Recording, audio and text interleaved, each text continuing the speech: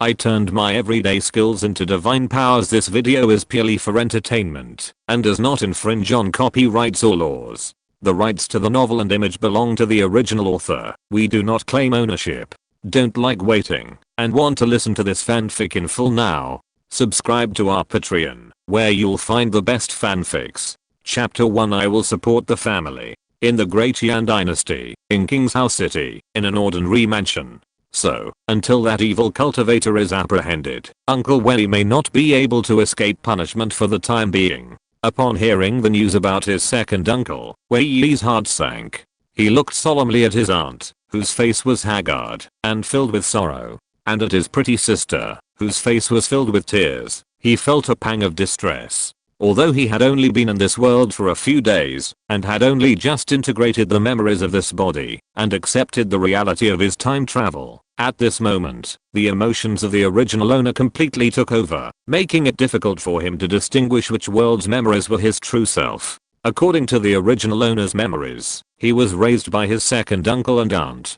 They treated him like their own son, and his cousin had always admired this learned and talented brother. The family once lived a simple and happy life. Although not wealthy, they lived in harmony and warmth, working together and looking forward to the future. They hoped that their second uncle, Wei Tieshan, would become a 9th grade blacksmith, a registered swordsmith at the Sword Forging Bureau, and change their destiny forever. They hoped to gain noble status and the right to sell swords. They also hoped that Wei Yi would succeed academically, eventually becoming the top scorer in the imperial examination and entering the imperial court. However, all these hopes were shattered a few days ago. Wei Yi failed the college entrance examination and, overcome with anxiety, fell ill. He eventually died, so Wei Yi, who traveled from Blue Star, was appointed his successor. However, to make matters worse, Wei Tieshan, the family's pillar of support, also met with disaster.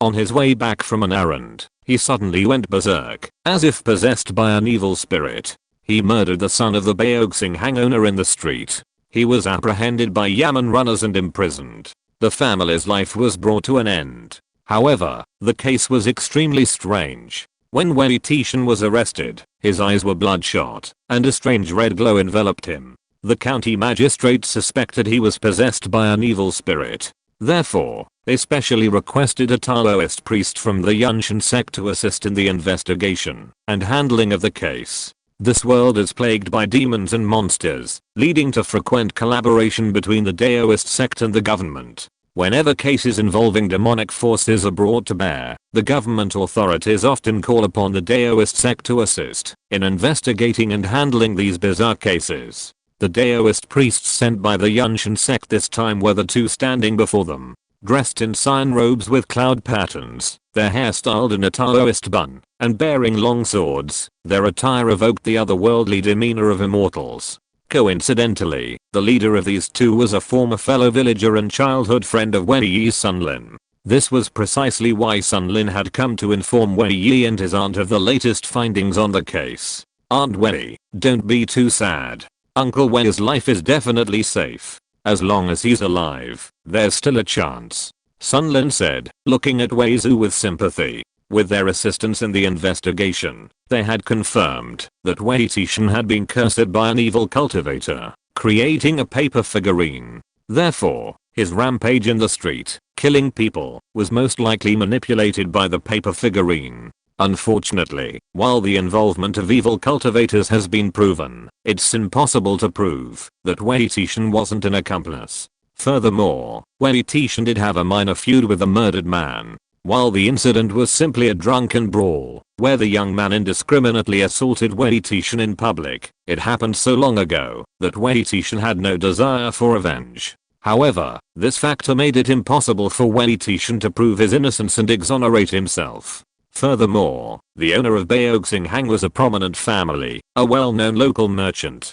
He had only one son, and the murder was a source of deep resentment. Even if Wei Tieshan was innocent, he was enraged and wanted him buried with his son. Therefore, under his relentless pressure, the county government was unlikely to acquit Wei Tieshan. Unless the evil cultivator behind the murder could be found and proven not to be an accomplice, they could prove that Wei Tieshan wasn't an accomplice. But everyone knows how difficult this is. That's why Wei Yi, upon learning of this outcome, felt so despair and grief. They had originally thought that once the matter was fully investigated, Wei Tieshan would be able to return. However, things turned out to be far more complicated than they imagined. Aunt Wei, don't worry. This case isn't over yet. We will continue to pursue that evil cultivator, and will definitely capture him. Then we'll prove that Uncle Wei is not an accomplice, but a fellow victim, and thus clear his name.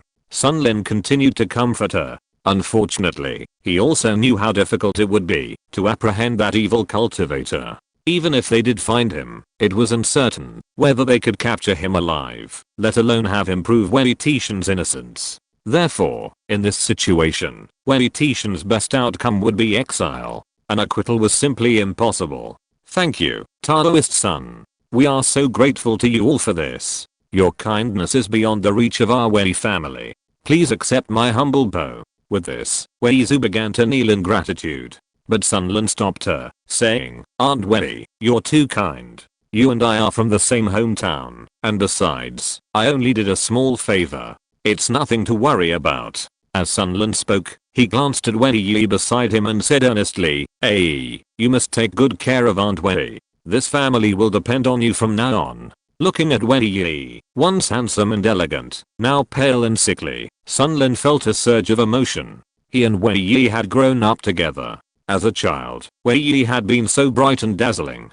He was not only good looking, but also popular with the girls from his hometown. He was also intelligent and fond of reading. Many elders said he would become a high-ranking official when he grew up. He was truly the envy of others. However, time had changed, and their fates had become completely different. Sun Lin, possessing spiritual roots and exceptional talent, was accepted as a disciple of the Yunshan sect. He was now one of the sect leader's personal disciples, enjoying a distinguished position.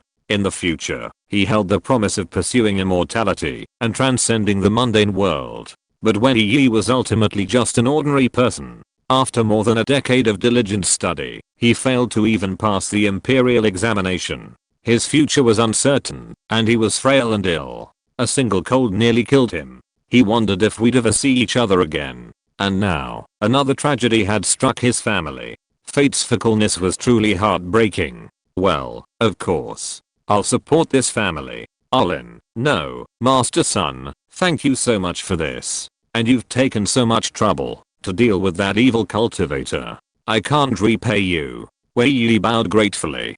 Don't worry, I'll take care of this. Wait for my good news, Aunt Wei. We have important matters to attend to, so we'll take our leave now. I'll let you know if there's any new developments. Sun Lin looked at Wei Yi again and clasped his hands. His junior fellow student beside him also bowed, and the two of them left the courtyard, watched by Wei Yi's respectful gaze. Watching Sun Lin and his junior fellow student depart, Wei Yi couldn't help but feel a surge of envy. He longed to be like Sun Lin, to enter the Taoist sect, cultivate immortality, and gain extraordinary powers. After all, as a mortal, even if he passed the imperial examinations and became an official, he was still a mortal, subject to the cycle of birth, aging, sickness, and death. Furthermore, in a world plagued by demons, the human body was as fragile as an ant, vulnerable to unforeseen disasters. Just like when a great demon wreaked havoc in the village, decimating countless lives with a single strike. Mortals were as fragile as ants before the demon. It was during that calamity that Sun Lin's parents tragically perished. When the elders of the Yunshan sect came to subdue the demon, they discovered Sun Lin's spiritual roots and brought him back to the Yunshan sect. He, along with his uncle and aunt, had left their hometown and moved to King's House City to make a living. Fortunately, his uncle was a skilled blacksmith. He later opened a shop in King's House City, crafting and selling ironware. His skill gradually earned him a good reputation and connections. In recent years, they've established a partnership with the Wanjian Pavilion in the city, accepting orders and helping to forge ordinary swords. They've made a good profit, and things are gradually getting better. A month ago, second uncle finally saved enough money to buy the courtyard where the blacksmith shop is located. While it wasn't a mansion, it was finally a home they could call their own. However, just as things were beginning to get better, something unexpected happened to second uncle. Mom, can daddy be released? I'm so scared. I miss him so much. Wei King hugged her mother's arms, sobbing heartbrokenly. She was only 28 years old. Although girls in this world are expected to marry at 15 or 16, she was still a fragile young woman at heart, and how could she withstand such a tragedy? It'll be fine. Your father is blessed by heaven. He will return safely. He will. Wei Yi seemed to be comforting Wei King, but in reality, she was also comforting herself. At this point, she didn't know what to do. She'd spent all the money she could have spent, thought of every possible solution, and consulted every possible connection. But she was only a commoner, so what better solution could she have? She was now completely hopeless. Mrs. Wei, Mrs. Wei. The two Taoists had barely left when two middle-aged men hurried in. The leading man had a kind face, quickening his pace as he greeted them. But the man behind him had a cold, sullen expression. Mrs. Wei, how's brother Wei doing?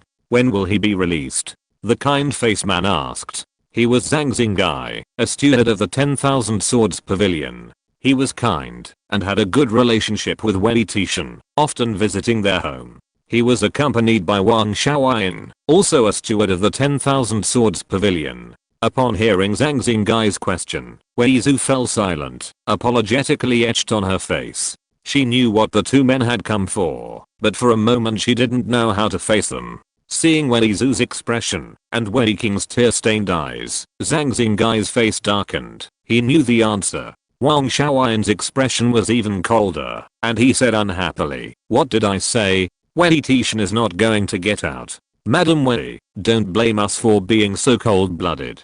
Wei Tieshan is now in prison, and there's no telling when he'll be released. The 200 swords we promised him are definitely going to be lost." When Wei Tieshan asked us to borrow the money, it was clearly written in black and white. Now the swords are gone. Find a way to return the money to us immediately. We don't want to embarrass you, an orphan and a widow. You have 10 days to pay it back, or we won't be merciful. Chapter 2, Liver Emperor System. Manager Zhang, Manager Wang, we are truly sorry. We'll definitely find a way to pay you back. Please give us a little more time. We'll repay you, even if we have to sell the house, but selling a house takes time.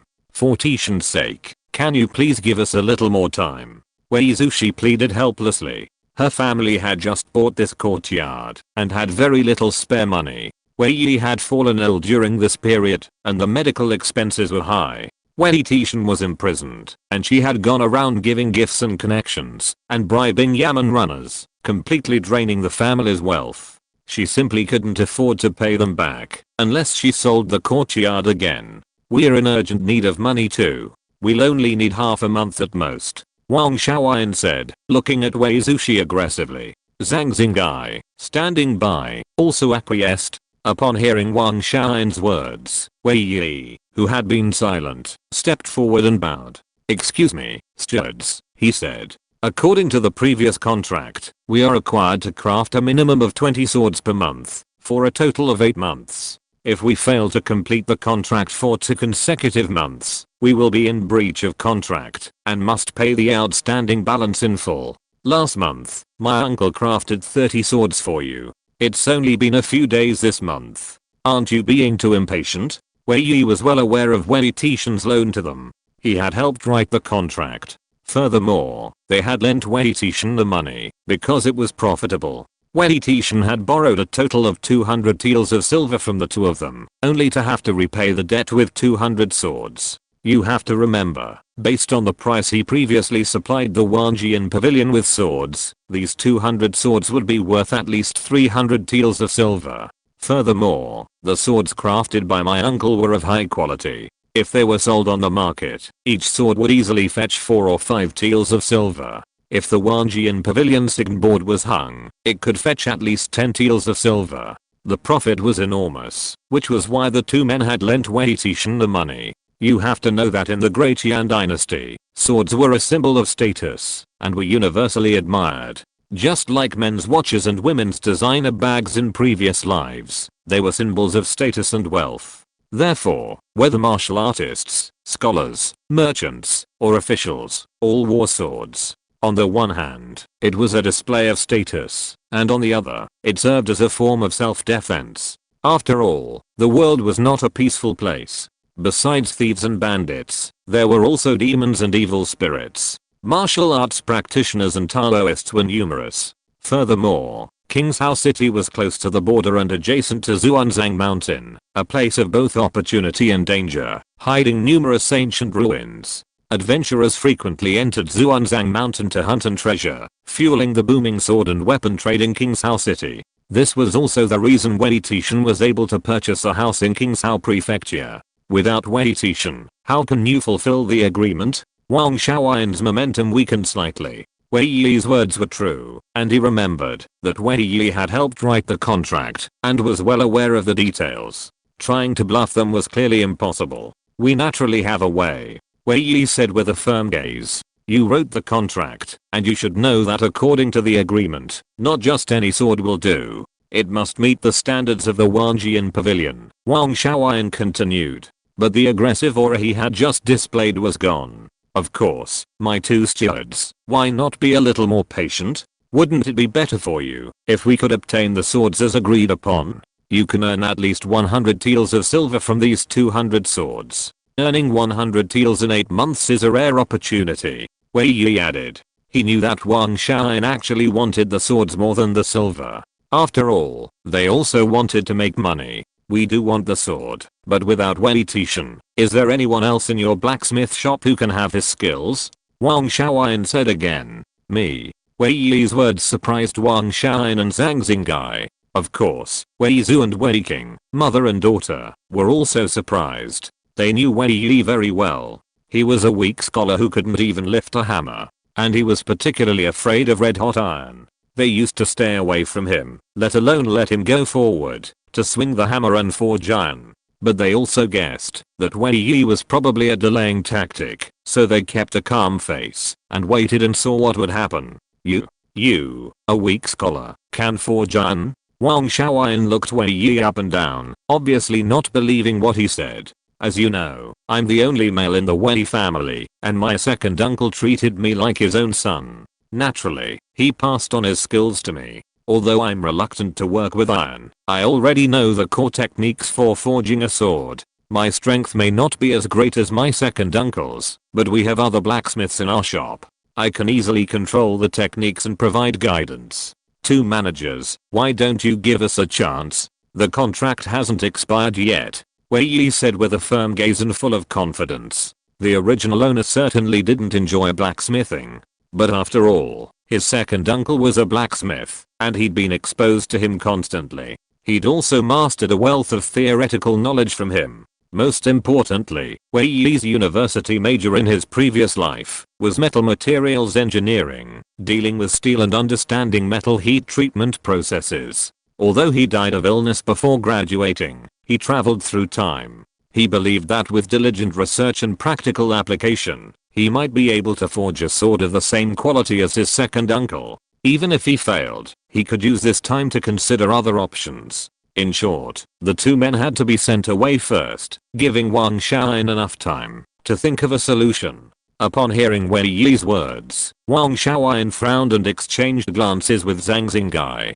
Zhang Xingai suddenly forced a smile and said, in that case, let's wait a while. If my nephew can truly forge a sword that meets our requirements, then we'll all be happy. Wang Xiaoyan frowned and glanced at Wei Yi. He knew that according to the contract, they couldn't get the money back right now, so they could only wait and see. I hope you're not exaggerating, Wang Xiaoyan said coldly. He turned and walked out of the courtyard. Zhang Xingai bowed slightly and followed Wang Xiaoyan out. Cheer, thank goodness you're here, otherwise I really don't know how I would deal with them. But don't worry, I'll find a way to raise the money as soon as possible. If that doesn't work, just sell this courtyard.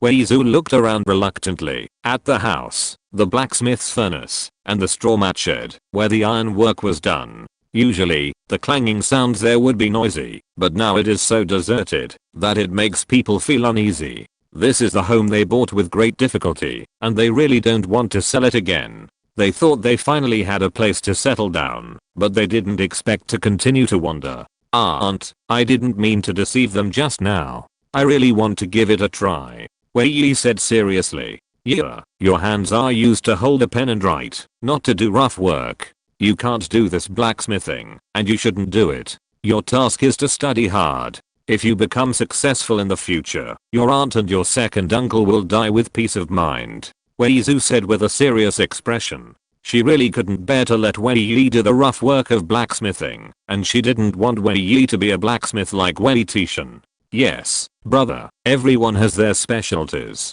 You're a scholar, not a blacksmith. Besides, you've just recovered from a serious illness, and haven't fully recovered yet, so you can't exert yourself too vigorously. Let's find a way. You're so smart, you'll definitely come up with another solution. Wei King's own tears of sorrow hadn't yet dried, but she was concerned for Wei Yi's well-being. Wei Yi knew his sister and aunt weren't just being nice. They loved him, even doting on him. They gave him everything they had, and never let him do any hard labor. Aunt, Kinga, I'm also a man of the Wei family. Now that second uncle is in trouble, I have to shoulder the responsibility of this family. Believe me, there's nothing I can't do. I can study, and I can do blacksmithing too. We will get through this. Aunt, don't rush to sell the house. Wei Yi said firmly. Without further ado, he headed straight for the blacksmith's furnace. Then he said to the bored boy sitting by the blacksmith's furnace, a stick in his mouth, "Shitao, light the fire and start cooking."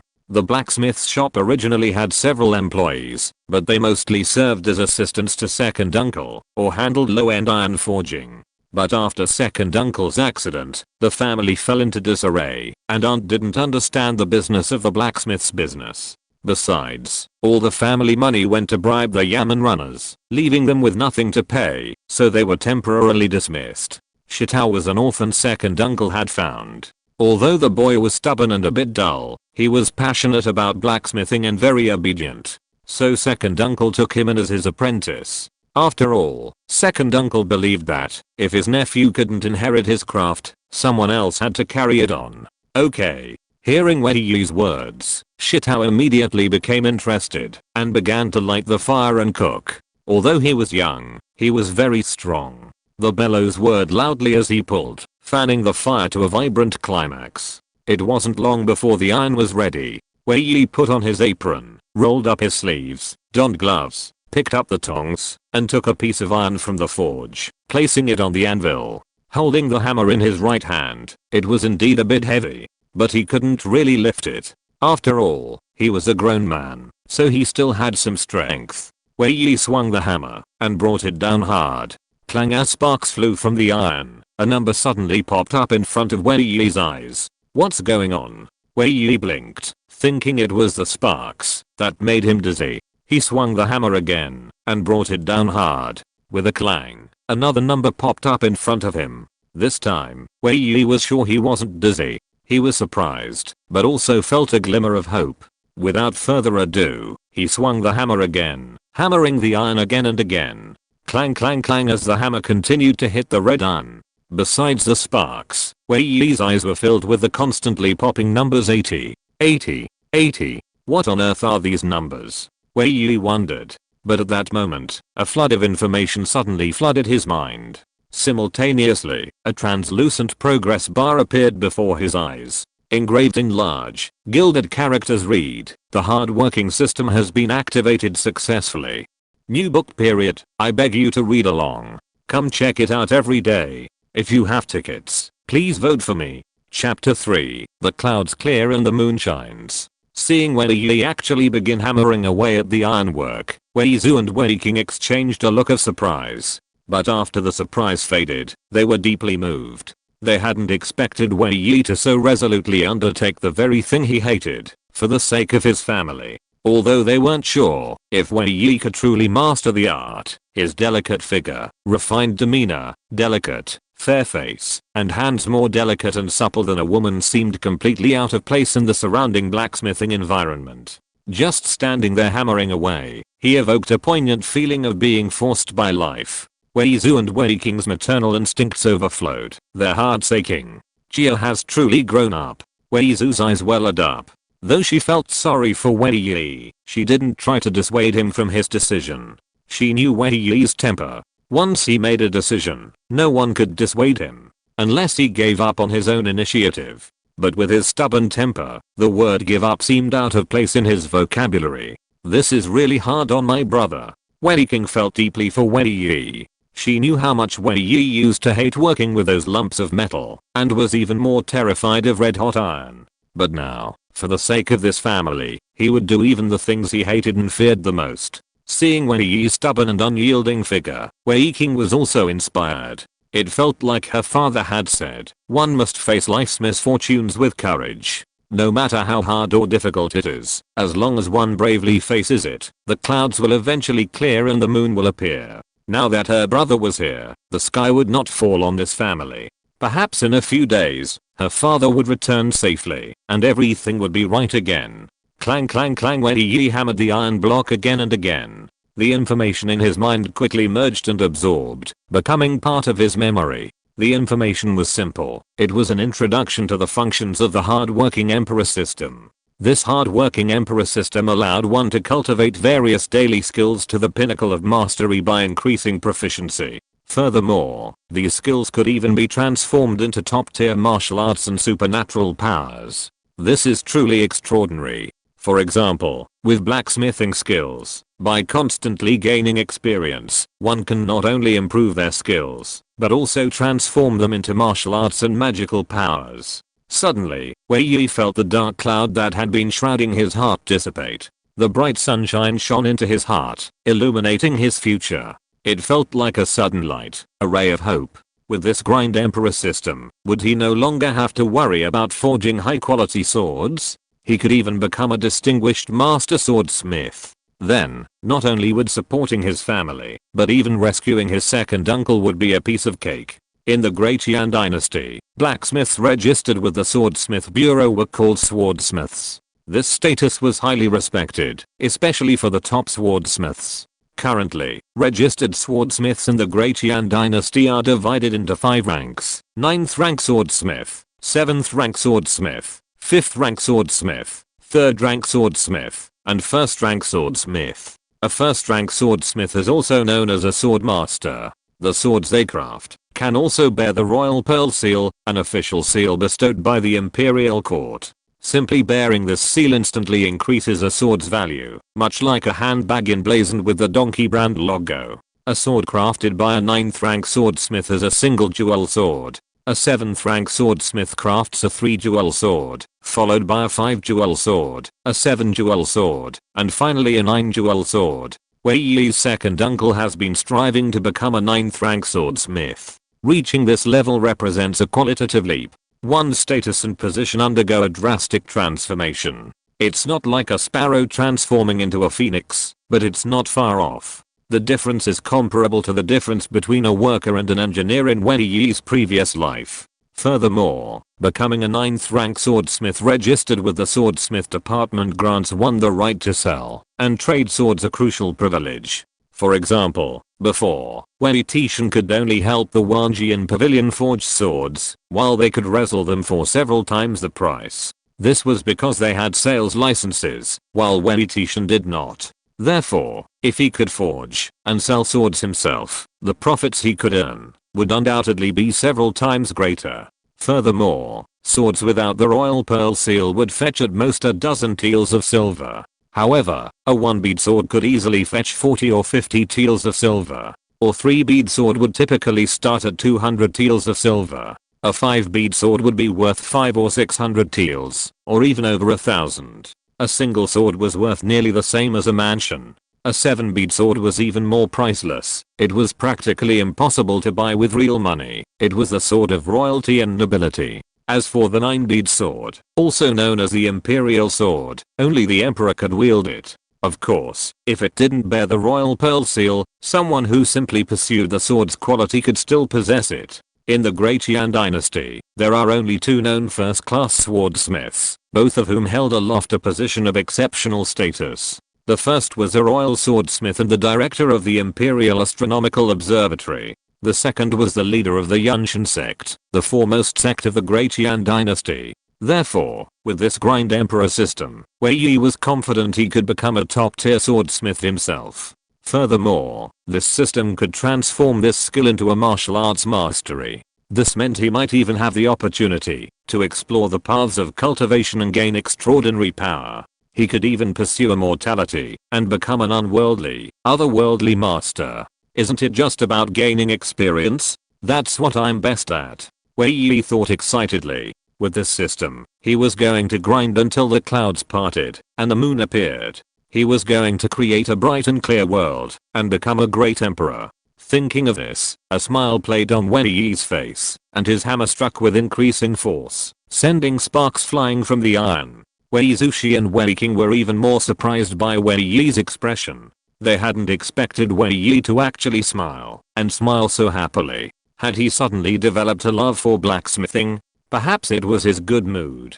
but Wei Yi felt a surge of strength, his work becoming more and more intense. Though his arms ached from swinging the hammer, and his palms were numb, he felt confident he could hold on 80. Watching his proficiency rise, Wei Yi felt as happy as watching his bank balance continue to grow. But after hammering away for a while, Wei Yi was finally exhausted. His palms and wrists were numb, almost numb.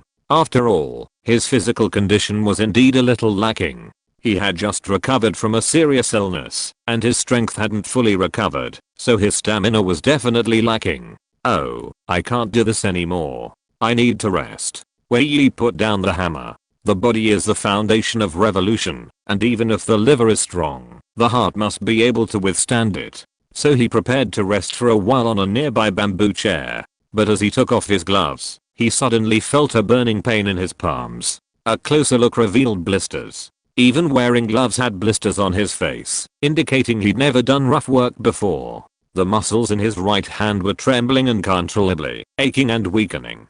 But this pain was child's play for Wei Yi. Compared to the agony of late-stage liver cancer in his previous life, this was like a mosquito bite, nothing to worry about. After sitting down on the chair, Wei Yi's mind shifted, and a translucent system interface appeared before his eyes. Name: Wei Yi Bones. Very poor blacksmithing skill, not yet advanced. 73% proficiency away from upgrading. Writing skill, level 2. Upgrade not yet begun. Drawing skill, level 1. Upgrade not yet begun. Not bad for the rate of improvement. If I work hard today, I should be able to get my blacksmithing skills to level 1. Wei Yi thought to himself. Though physically exhausted, his heart was filled with confidence and motivation. Writing skill is level 2. Painting skill is level 1. It seems the system calculates the initial level based on my actual skill mastery. I can combine work and rest later, work on the ironwork, and when I'm tired, I can work on calligraphy and painting. Wei Yi thought. But he knew that, if he wanted to make money quickly and improve his social status, ironwork was obviously the most direct and fastest way. However, in the long run, improving multiple skills simultaneously would naturally be better. He was also curious about what kind of supernatural powers he could develop in the future with writing and painting skills. Besides these skills, I also need to develop more new ones. Perhaps they will be of some use to me, Wei Yi said. Chapter 4. It's always better to have more skills. Just as Wei Yi was taking a break, Wei King approached with a plate of preserved fruit. Brother, have some. Wei King placed the plate on the chopping board, her bright eyes glancing at Wei Yi's trembling right hand, a look of deep concern. Kinga, take it back and share it with auntie. After recovering from this illness, I suddenly don't like eating these things anymore. Wei Yi lied. He knew Wei King actually loved preserved fruit. But in the past, whenever there was something delicious at home, it was always given to Wei Yi first. Wei King and Wei Zushi were reluctant to eat too much. His previous incarnation was naive, but the time-traveling Wei Yi understood. Really? Wei King was a little surprised, but she didn't question Wei Yi's words, and she took them seriously. Brother, if you're tired, go back to your room and rest. You've just recovered from your cold, so overexertion isn't recommended. You need more rest. Even forging iron doesn't need to rush one day. Balance work and rest. Wei King paused and added. Don't worry, I know what I'm doing. I read in medical books that people who lack exercise always get sick. So I need to exercise more. My body is like iron. It needs to be tempered and hammered to become strong and durable. Using this iron making skill to strengthen my body is a win-win situation. Oh, okay, but you still have to be careful not to hurt yourself. Okay, Kinga, tell auntie to make something delicious for lunch, Wei Yi said with a smile. By the way, tell auntie that I want to learn how to cook from her at noon. Wei Yi suddenly realized that cooking should also be an everyday skill. So he decided to give it a try and see if he could unlock it. As the saying goes, many skills are always a burden. If he could master cooking, he would have another way to make money. After all, whether it's the imperial examination or spiritual practice, it's a long road. Besides, Wei Yi no longer wanted to take the imperial examination. With this system, he had 10,000 paths to reach the pinnacle of this world. Why bother taking the most difficult and boring path? Right now, all she had to do was make money, lots of it, to change her family's fate. Then, she'd find a way to rescue her second uncle. After all, no matter what world, money could sometimes solve some problems. Food, clothing, shelter, and transportation were fundamental human needs. Skills related to these were the quickest way to earn money. Furthermore, as the saying goes, food, sex, and nature are all part of human nature. Food was also a crucial way to win hearts and minds. Learn to cook. Wei King's eyes, each one distinctly black and white, bright and captivating, widened slightly as she looked at Wei Yi in surprise. He used to hate the kitchen too. As the saying goes, a gentleman stays away from the kitchen. But today, he seemed different. Not only did he pick up a hammer and forge iron, he even offered to learn to cook. This made Wei King panic. She wondered if failing the exam had been too much of a blow for him, or if the family changes had made him grow up. But no matter how hard she tried, she couldn't imagine that beneath that familiar face, a new soul had already emerged. That's right, I want to learn to cook, Wei Yi declared firmly, his gaze firm and unwavering. Oh, okay. Wei King nodded hesitantly and was about to turn around to tell her mother about it. But after a few steps, Wei Yi called out again, preserved fruit. Oh. Wei King returned, taking the preserved fruit away. Wei Yi rested for a moment on the bamboo chair before standing up again. He tossed the iron back into the smithy, then took out a new piece and began hammering. As the clatter of iron clattered, Wei Yi watched with delight as his proficiency grew, his heart filled with anticipation. By noon, Wei Yi's blacksmithing skills were only 55% away from reaching the first level. He was confident he could reach the first level today. Although he was exhausted, his palms were covered in blisters, and his arm muscles were aching. His fighting spirit and joy overshadowed everything. While Wei Zu was preparing to cook, Wei King went to inform Wei Yi. Wei Yi hurried to the kitchen and looked at everything inside. It was truly unfamiliar. The original owner had no memory of this place. Wei Yi, in his previous life, had been a skilled cook. But now, in a different world, he needed to familiarize himself with the kitchen and the various seasonings and ingredients. Wei Zu prepared a pot of crucian carp soup for Wei Yi's health at noon, followed by stir-fried pork with bamboo shoots and scrambled eggs with green onions. The crucian carp and meat were both purchased by Wei Zu that morning. Her family was running low on money, so she pawned some of her jewelry at a pawn shop to get some money for emergency use. She had also visited several nearby businesses with whom she had close connections that morning, asking the owners and managers if anyone was interested in buying her family's yard. She also asked them to introduce her to a suitable buyer. Everyone close to her knew Wei Tieshan's plight. When they heard that Wei Zu was selling her house, they weren't surprised at all. They could only express deep sympathy and regret. Wei Yi watched from the sidelines as Wei Zu prepared crucian carp soup and stir-fried fresh bamboo shoots, asking questions throughout the process and drawing inferences from one instance to another. He also thoroughly understood the various seasonings and common ingredients in this world. In fact, the ingredients and seasonings in the two worlds weren't that different. The main difference lay in the eras. This world was similar to the ancient world of his previous life, so many modern seasonings weren't available here. There were also many unique seasonings not found on Blue Star in his previous life, but overall, they were similar and easy to master. Auntie, let me make the scrambled eggs with green onions, Wei Yi suggested. He wanted to quickly practice cooking and see if he could unlock his cooking skills. You do it? Wei Zu hesitated. Eggs were expensive, after all, and she worried Wei Yi wouldn't cook them well and waste the ingredients. But seeing Wei Yi start beating the eggs and stirring them skillfully, Wei Yi swallowed the words that were on the tip of her tongue. She and Wei King, who was standing beside her, exchanged a glance, both of them surprised. As Wei King had said, Wei Yi was indeed a little off today. Wei Yi didn't bother pretending anymore. He whisked the eggs and, without waiting for Wei Yi's instructions, began chopping scallions and scrambling the eggs. Wei Yi, fearing Wei Yi might burn the eggs, hurriedly offered guidance. As the eggs dropped into the wok, Wei Yi saw numbers appear before his eyes again: 119, 120, 121. The progression of the numbers was different from that of blacksmithing, where the same number would appear with each hammering.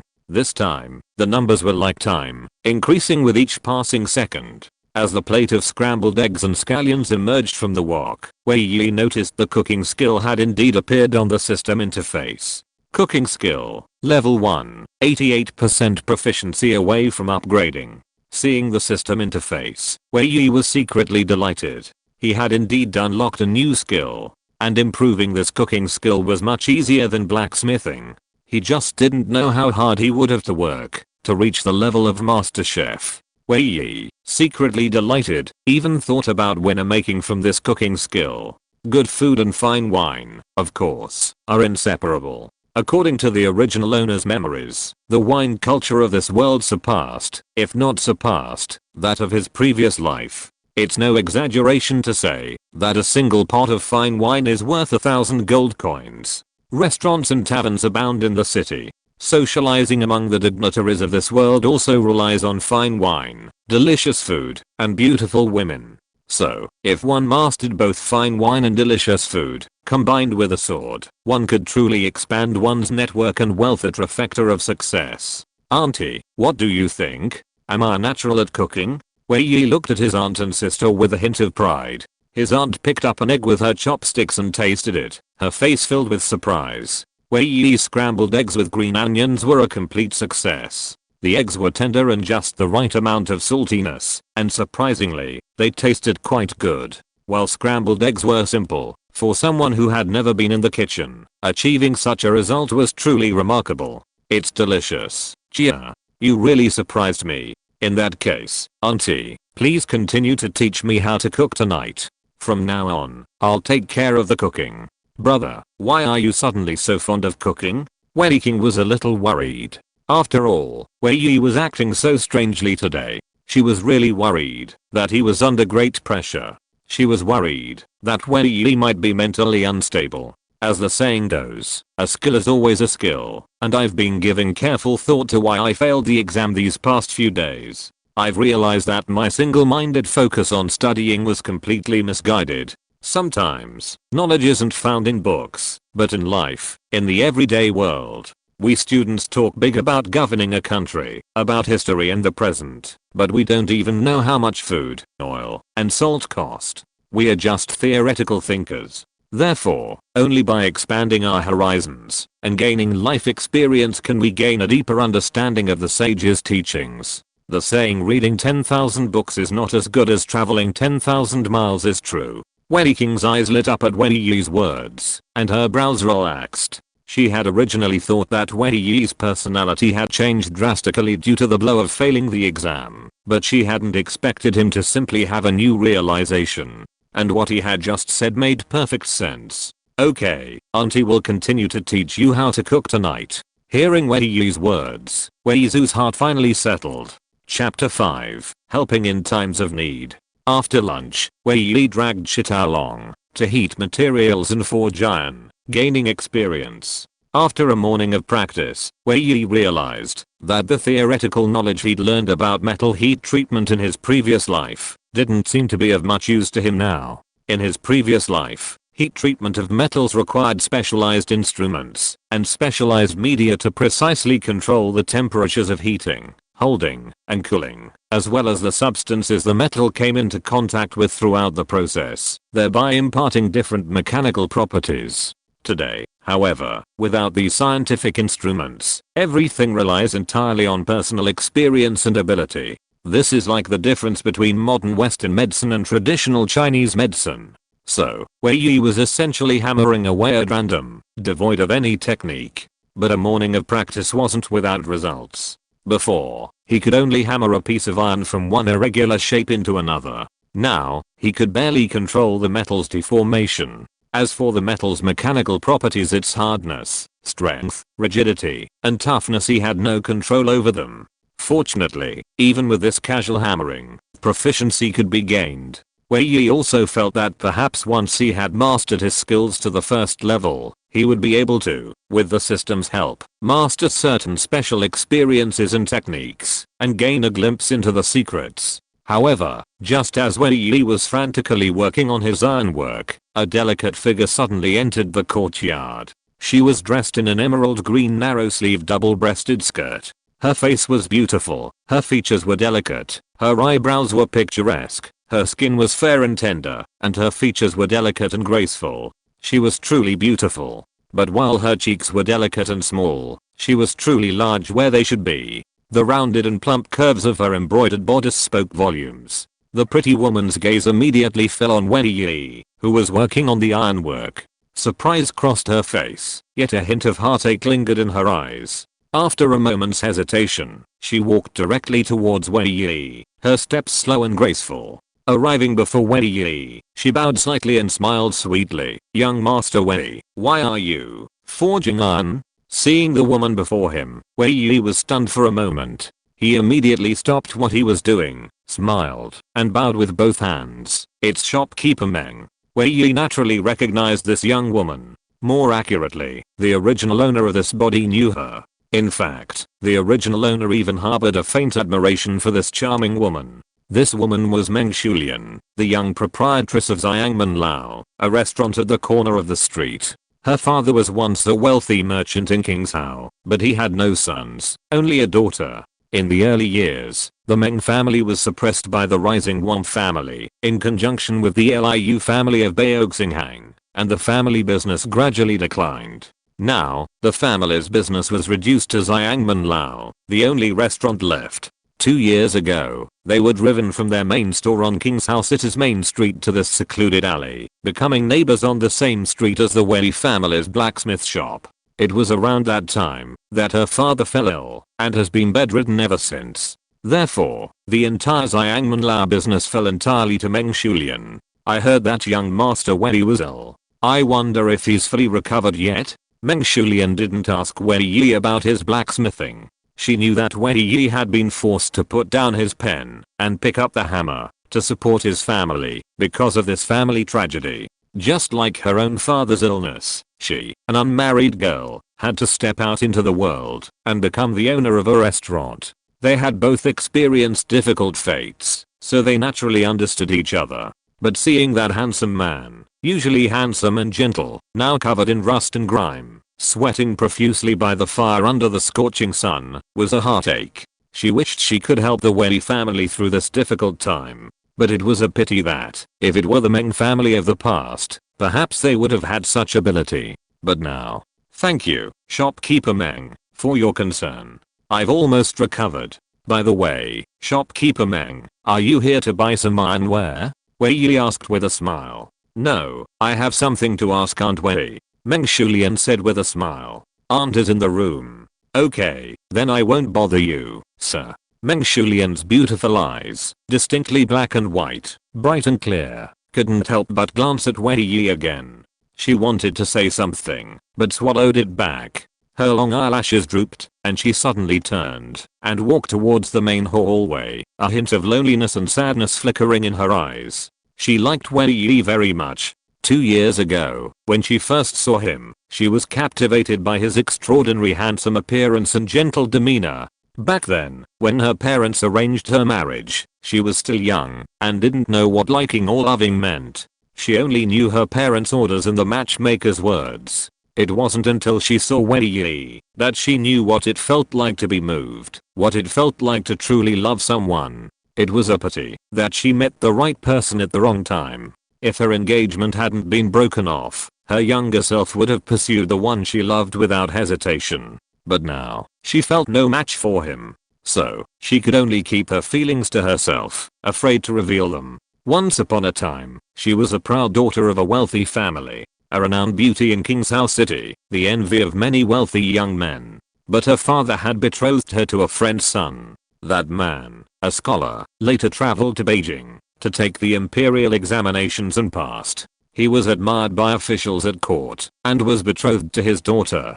So, Meng Shulian waited 3 years, only to have the engagement broken off. Because of this engagement, Meng Shulian missed the ideal age for marriage. And because of the broken engagement, she was shunned. Meng Shulian's standards were high, and ordinary men looked down upon her. She didn't want to marry someone she didn't like, or become a concubine to an older man. So, now at 22, she remained unmarried. You have to understand that in an era when women are expected to marry at 15 or 16, 22 is considered old for being single. Such a beautiful girl. My previous life was so pedantic, even caring that she was engaged. Wei Yi muttered to himself, observing Meng Shulian's charming and graceful figure, her long black hair draped behind her. Wei Yi knew his previous life from his previous owner's memories, and he also had a fondness for Meng Shulian. After all, she was truly a stunning beauty, a sight that made him feel pity. But this guy, brainwashed by so-called sage books and ethical teachings, had become pedantic.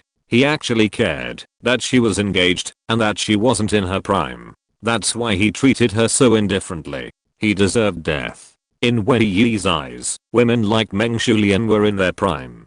Just like the fruit on the tree. 15 or 16 was too immature. Those in their early 20s were just right, plump and juicy. Meng Shulian arrived at the main hallway and whispered, "Aunt Wei, are you there?" Wei Zhu was in her room, lost in thought, holding the deed. Hearing Meng Shulian's voice, she snapped to her senses, placed the deed in a wooden box, and walked from her bedroom to the hallway. "Manager Meng is here. Aunt Wei." Meng Shulian stepped forward and pressed a heavy purse into Wei Zhu's hand. "Here are 50 taels of silver. It's not much, but take it for an emergency. If it's not enough, I'll find a way to raise more," Meng Shulian whispered. Hearing Meng Shulian's words, Wei Zhu glanced at the purse in her hand, feeling a mixture of emotions. As the saying goes, a friend in need is a friend indeed. When the Wei family fell on hard times, some came to exploit the situation and acted aggressively, but others also offered help. Although she knew Meng Shulian was willing to help out because she loved Wei Yi and was willing to do so out of respect for him, she knew, nonetheless, that a relationship with Wei Yi was impossible. Yet, she still offered such generous assistance, a gesture of loyalty that was deeply appreciated. This is inappropriate, shopkeeper Meng. I appreciate your kindness, but I can't accept this money. Once this house is sold, it should be enough to alleviate our immediate needs, Wei Zhu said gratefully, but she truly felt ashamed to accept Meng Shulian's favor. In fact, Wei Zhu had once been bothered by the fact that Meng Shulian was already engaged. Personally, she admired Meng Shulian for her intelligence, shrewdness, and understanding. But as someone who was like a mother to Wei Yi, she naturally wished he could find a better match. It wasn't that she looked down on Meng Shulian. It was simply that the times and values shaped her thinking. Hence her guilt. Furthermore, 50 taels of silver was no small sum. The Meng family had fallen on hard times, and Xiang Manlao was struggling under the pressure of the Wan family. Even 50 taels of silver was a significant sum for Meng Shulian. Take it, Aunt Wei. Consider it a loan from me. Once you've gotten through this, it's not too late to return it to me later. Uncle Wei still has a lot to take care of, and selling the house isn't a rush. If you rush, you might not get a good price. Don't feel bad. Young Master Wei has a bright future. If he becomes successful, I'll likely need your help, Meng Shulian said. Thank you, Manager Meng. Thank you so much. Your kindness will be forever unforgettable to our Wei family. Wei Zhu was filled with gratitude. This money would truly bring some relief to their family. Aunt Wei, if you have any more difficulties, just let me know. I'll do my best to help. Although our Meng family has fallen on hard times, we still have some connections in King's House City, Meng Shulian said sincerely. She truly wanted to help the Wei family, to help Wei Yi. At this moment, the sound of iron hammering continued outside. Meng Shulian felt as if the hammer had struck her heart, and it was very painful. Chapter 6 Advanced. It was evening. Name: Wei Yi. Genius, very poor. Blacksmithing skill, not yet reached, upgradable. Cooking skill, level 1, 13.14159 to 6% proficiency needed to upgrade. Writing skill, level 2, upgrade not yet started. Drawing skill, level 1, upgrade not yet started. Finally advanced. Wei Yi breathed a sigh of relief as his blacksmithing skill finally reached level 1. He felt his tense nerves suddenly relax, and his entire body suddenly felt exhausted, as if all his strength had been drained away. He held onto the chopping board, walked to a bamboo chair, and plopped down. Then, with a thought, he advanced his blacksmithing skill to level 1. Simultaneously, a flood of information flooded his mind. His brain raced, and countless images flashed before his eyes, like a video on fast forward. Every cell in his body seemed to vibrate at a high frequency, reminiscent of the involuntary twitching of muscles after exertion. He leaned back in his chair, closed his eyes, and concentrated on absorbing and digesting the information, as if he had fallen into a deep sleep. It was unknown how long it took before Wei Yi regained consciousness. He found Cheyenne had been wrapped in a blanket, and even a brazier beside him. It was autumn now, and while the midday sun was fierce, the evening breeze was cool. Perhaps his aunt and sister thought he was tired and asleep. They couldn't wake him, and fearing he'd catch a cold, they wrapped him in a blanket and set up the brazier. The fire in the blacksmith's furnace was almost gone, and Shitao was still sitting in a chair nearby, fiddling with an iron lump. Wei Yi didn't get up immediately, but sat there, reflecting on the information absorbing into his mind. This information included not only numerous blacksmithing techniques, but also a martial art known as the brute hammer method. And as the information merged into his mind, it became muscle memory. It was completely integrated, as if it were a skill and martial art he had already mastered. So, Wei Yi was quite delighted at this moment. Putting aside the brute hammer technique for now, the forging techniques alone had finally transformed him from a layman into a true blacksmith. While his skills weren't quite up to par with his second uncle's, he could still forge a decent sword, especially with the brute hammer technique. This brute hammer technique was both a martial art and a special skill that aided in forging. Through its unique technique, one could fully mobilize the internal energy, instantaneously unleashing a burst of power. Even an ordinary person could unleash astonishing force, like a critical strike. If combined with the circulation of a warrior's internal ki, the resulting force was even more terrifying. You know, when forging steel, the greater the force, the more it eliminated defects like as cast porosity that developed during the smelting process. This optimized the metal's microstructure, resulting in a forged sword with superior mechanical properties. This meant it became stronger, harder, and more durable. This system is truly remarkable, Wei Yi thought to himself. In just one day, he went from a novice blacksmith to an expert blacksmith. This speed was astonishing. Even under the guidance of a master, an ordinary person wouldn't be able to reach his level for at least a year or two.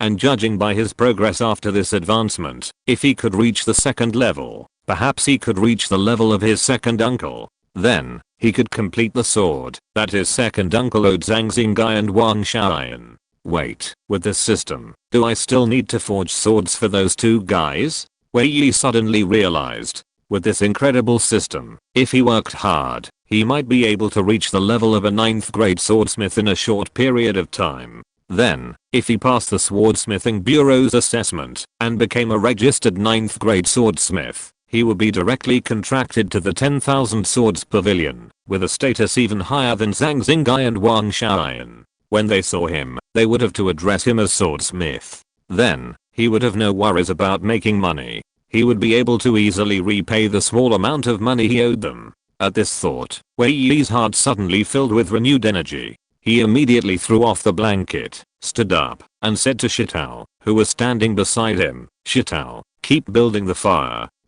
Shitao grimaced.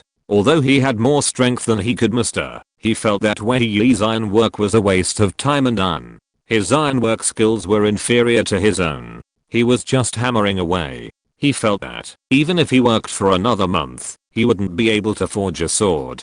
But seeing Wei Yi's serious expression, He dared not disobey and had to do as he was told. Not long after, the sound of ironwork was heard again, and Wei Zushi and Wei King emerged from the room. Watching Wei Yi hammering away in the night, they felt a mixture of distress and surprise. Where does this kid get all the energy today? Wei Zushi murmured softly. Wei Yi had been ironing all afternoon, then cooked for the family that evening, and then resumed ironwork.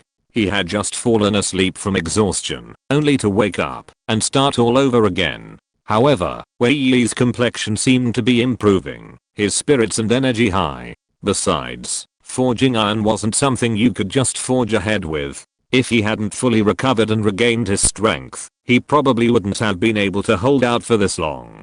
The night breeze rustled through the sycamore trees by the wall, bringing a touch of coolness to the sweating Wei Yi. Rows of lanterns hung from the eaves of the second floor of Xiangmen Lao, at the eastern corner of the street. Candlelight illuminated the night and warmed the evening breeze. King's House City had no curfew, so the nights were brightly lit. The bustling streets were especially bustling, with many shops still open even at night and a constant stream of people. The bustling places of feasting and revelry were even more bustling. Fireworks were even set off at night to attract customers. The sound of string music and the cacophony of singing birds filled the air. The entire city was bustling and bustling. King's House City belonged to the fiefdom of Prince Chingan, and was also the site of the prince's palace. This place also served as a transportation hub connecting the various kingdoms of the western regions. So, while it couldn't rival the grandeur of the capital, it was no less bustling. Wei Yi wasn't hammering away randomly this time. Using his mastered techniques, he folded and forged the iron, tempering it with countless hammers. Then, using both hot and cold forging methods, he slowly forged a sword blank. This process was incredibly time consuming, and by the time Wei Yi had finished forging the sword blank, it was already late at night. Shitao had already gone to bed, as he wouldn't be needed for the subsequent steps. Wei Yi let him go back to rest. After forging the sword blank, Wei Yi prepared to return to his room for bed. He was exhausted, after all. But he was slick with sweat, and sleeping like that wouldn't be a good idea. So, he decided to take a hot bath to relax his muscles. Brother, are you done? There's hot water in the pot. If you want to take a shower, I'll get you some water now, Wei King suddenly said, opening the window. She hadn't slept either, waiting for Wei Yi to finish. Knowing Wei Yi was a clean nut, he'd definitely shower after forging iron. So, she'd already boiled some hot water for him. I'll do it myself. Go to bed early, Kinga, Wei Yi said with a smile. It felt so good to be cared for. But Wei King still came out to help Wei Yi get the bath water ready before going back to sleep. Wei Yi lay in the warm tub, feeling incredibly relaxed, his mind contemplating his future plans. After his hot shower, Wei Yi returned to his room, slumped onto the soft bed, and quickly fell asleep. The next day, after breakfast, Wei Yi briefly stretched his muscles in the yard. Then, he went to the anvil, donned his apron and gloves, picked up his hammer, and began forging the sword blank. He used cold forging to gradually shape the blade's edge, spine, and blade. After a long time, Wei Yi finally had the sword blank shaped into the shape of a fine sword. The next step was the crucial heat treatment of the blade. The most essential requirement for a good sword is both high hardness, cutting through iron like mud, and high toughness. It must resist breaking, or cracking, the so-called combining hardness and flexibility. To achieve this, however, heat treatment processes like quenching and tempering are essential. This is a key step in truly testing a blacksmith's skill. Shitao, help me light the furnace. Wei Yi once again called over to Shitao, who was sitting under a tree, sharpening his blade. Oh. Shitao replied reluctantly, then walked over. He thought to himself, this big brother of mine is truly persistent. He clearly can't forge iron, yet he insists on persisting. I wonder how much longer he can keep going. However, just as Shitao approached the blacksmith's furnace, he glanced at Wei Yi. He saw Wei Yi holding the forged blade in his hands, scraping and scraping it with a steel knife. Shitao's eyes widened slightly at this sight, and he asked in surprise, brother, did you forge that? Shitao quickly ran over, carefully examining the blade in Wei Yi's hands, his surprise turning into delight. Yes, what else? Wei Yi smiled faintly. So you really can forge iron? Shitao exclaimed in surprise. Yesterday, seeing Wei Yi haphazardly hammering iron, he'd assumed he had no clue about forging. It was just a waste of time. Unexpectedly, after one night, he'd actually forged a sword. While he had no idea what the quality of the sword would be, it had the shape of a sword at least. This proved he truly could forge iron. Hurry up and light the furnace. Once I've smoothed the blade, I'll quench it. Wei Yi patted Shitao's shoulder. Oh, good. Shitao, overjoyed, immediately turned to light the forge. Then, by pumping the bellows, the fire gradually grew stronger. Once the fire was perfect, Wei Yi began to heat the blade and then quench it. Chapter 7 Calligraphy and Painting Skills. The sun was setting, and the shadow of the sycamore tree stretched long. In the yard, Shitao secured a wooden stake, thicker than a grown man's arm, and then turned and ran away. Alright, big brother, we're ready to begin. Yes. Wei Yi nodded, grasping the newly forged sword and stepping forward. His aunt and sister watched him expectantly. He approached the stake and, without further ado, swung the sword, striking it diagonally. With a crisp sound, the stake snapped, its surface perfectly smooth, a testament to the sword's sharpness. Wei Yi had already run some tests himself, such as tapping it to test its sound, bending it to test its toughness, and chopping wire to test its hardness. He was virtually certain that his sword performed very well. He now cut through the stake to give his aunt and sister a first-hand experience. As expected, Wei Zushi and Wei King were both delighted to see Wei Yi's single strike. Their eyes were filled with excitement. In fact, they had already been astonished when they saw Wei Yi forge a sword. They knew Wei Yi well, but they had never forged iron before. Yesterday was truly his first day picking up a hammer. In just 2 days, he had actually forged a sword. And a sword that could easily cut through a wooden stake. It was simply incredible. Although Wei Yi had learned to cook last night and mastered it in no time, in their opinion, forging iron was far more difficult than cooking. Brother, you are amazing. How did you do it? You forged a sword so quickly. Wei King was overwhelmed with excitement, her beautiful eyes filled with admiration. Perhaps this is the innate talent of our Wei family. And my second uncle forges iron every day, so I've learned a lot from him. I just didn't want to do it before, but after some experimenting yesterday, I found the method, Wei Yi explained with a casual excuse. But Wei Zu and Wei King, overwhelmed by joy, had no time to consider the reasons behind their actions. Jia is truly amazing. A smart person can do anything, from writing to hammering iron. Auntie is truly proud of you. Wei Zu was equally thrilled and delighted. Although she didn't want Wei Yi to be a blacksmith, nor did she want him to do such heavy labor, she faced a harsh reality. With Wei Tieshan in prison, the Wei family had essentially lost their financial resources. Even before his sentencing, the county government might still need money to pay. Furthermore, they still owed the 2 managers of the 10,000 Swords Pavilion a considerable amount of money. The Wei family was practically broke. As the saying goes, when the nest is overturned, no egg can remain untouched. If the entire family was struggling to make ends meet, how could she possibly pamper and protect Wei Yi? Now, Wei Yi could forge swords, bringing hope back to the family. She could only bear the pain for Wei Yi, relying on him to support the family once again. And despite Wei Yi's hard work over the past 2 days, he seemed much stronger than before.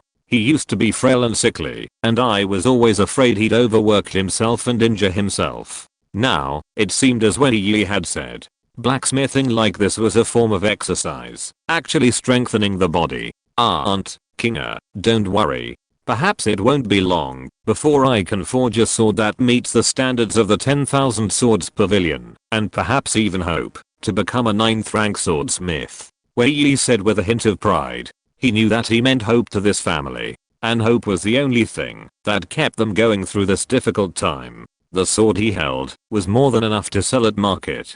Even though the 10,000 Swords Pavilion standards for swords were high, there were other sword shops that would accept them. So now, he could earn a living for his family. Besides swords, he could also forge other everyday ironware and sell them in his shop. While the profit wasn't much, at least he had a source of income. Okay, Auntie believes in you. With you in this family, there's nothing we can't overcome. Auntie's eyes suddenly reddened again, but this time with joy, not sadness. The recent family tragedies had left her feeling like a mountain was weighing down her shoulders. She could only struggle to hold on, feeling helpless and hopeless. But now, with Gia helping her support the family, the burden seemed to lift a great deal from her shoulders, and she felt both happy and touched. Gia, Auntie will cook you a few delicious dishes tonight to reward you. Wei Yi's eyes welled with tears, but a smile played on her lips. Okay, but I'll cook tonight, and you'll guide me, Wei Yi said with a smile. He had skipped lunch to finish forging the sword as quickly as possible. His cooking skill was only 13.14159 to 6% away from advancing to the second level, so he wanted to cook dinner himself, so he could also advance his skills. Then he'd see what level his cooking skills would reach after this advancement. Okay, Auntie'll go buy some meat right away, Wei Yi said with a smile. While Wei Yi went to the butcher shop, he returned to his room to grind ink and write. As he wrote the name Wei Yi on paper, two sets of numbers, 17 and 15, appeared before his eyes. Could this proficiency value be related to the strokes? Wei Yi felt he had discovered a pattern. So he immediately took up his pen and wrote a poem by Li Bei, the knight errant. The result was just as he had suspected. Furthermore, after finishing the knight errant, his calligraphy skill stats finally changed. Calligraphy skill, level 2, 99.9% proficiency needed to level up. This calligraphy skill leveling up is a bit slow, Wei Yi thought to himself. But then he thought, perhaps it was because his calligraphy skill was already at level 2.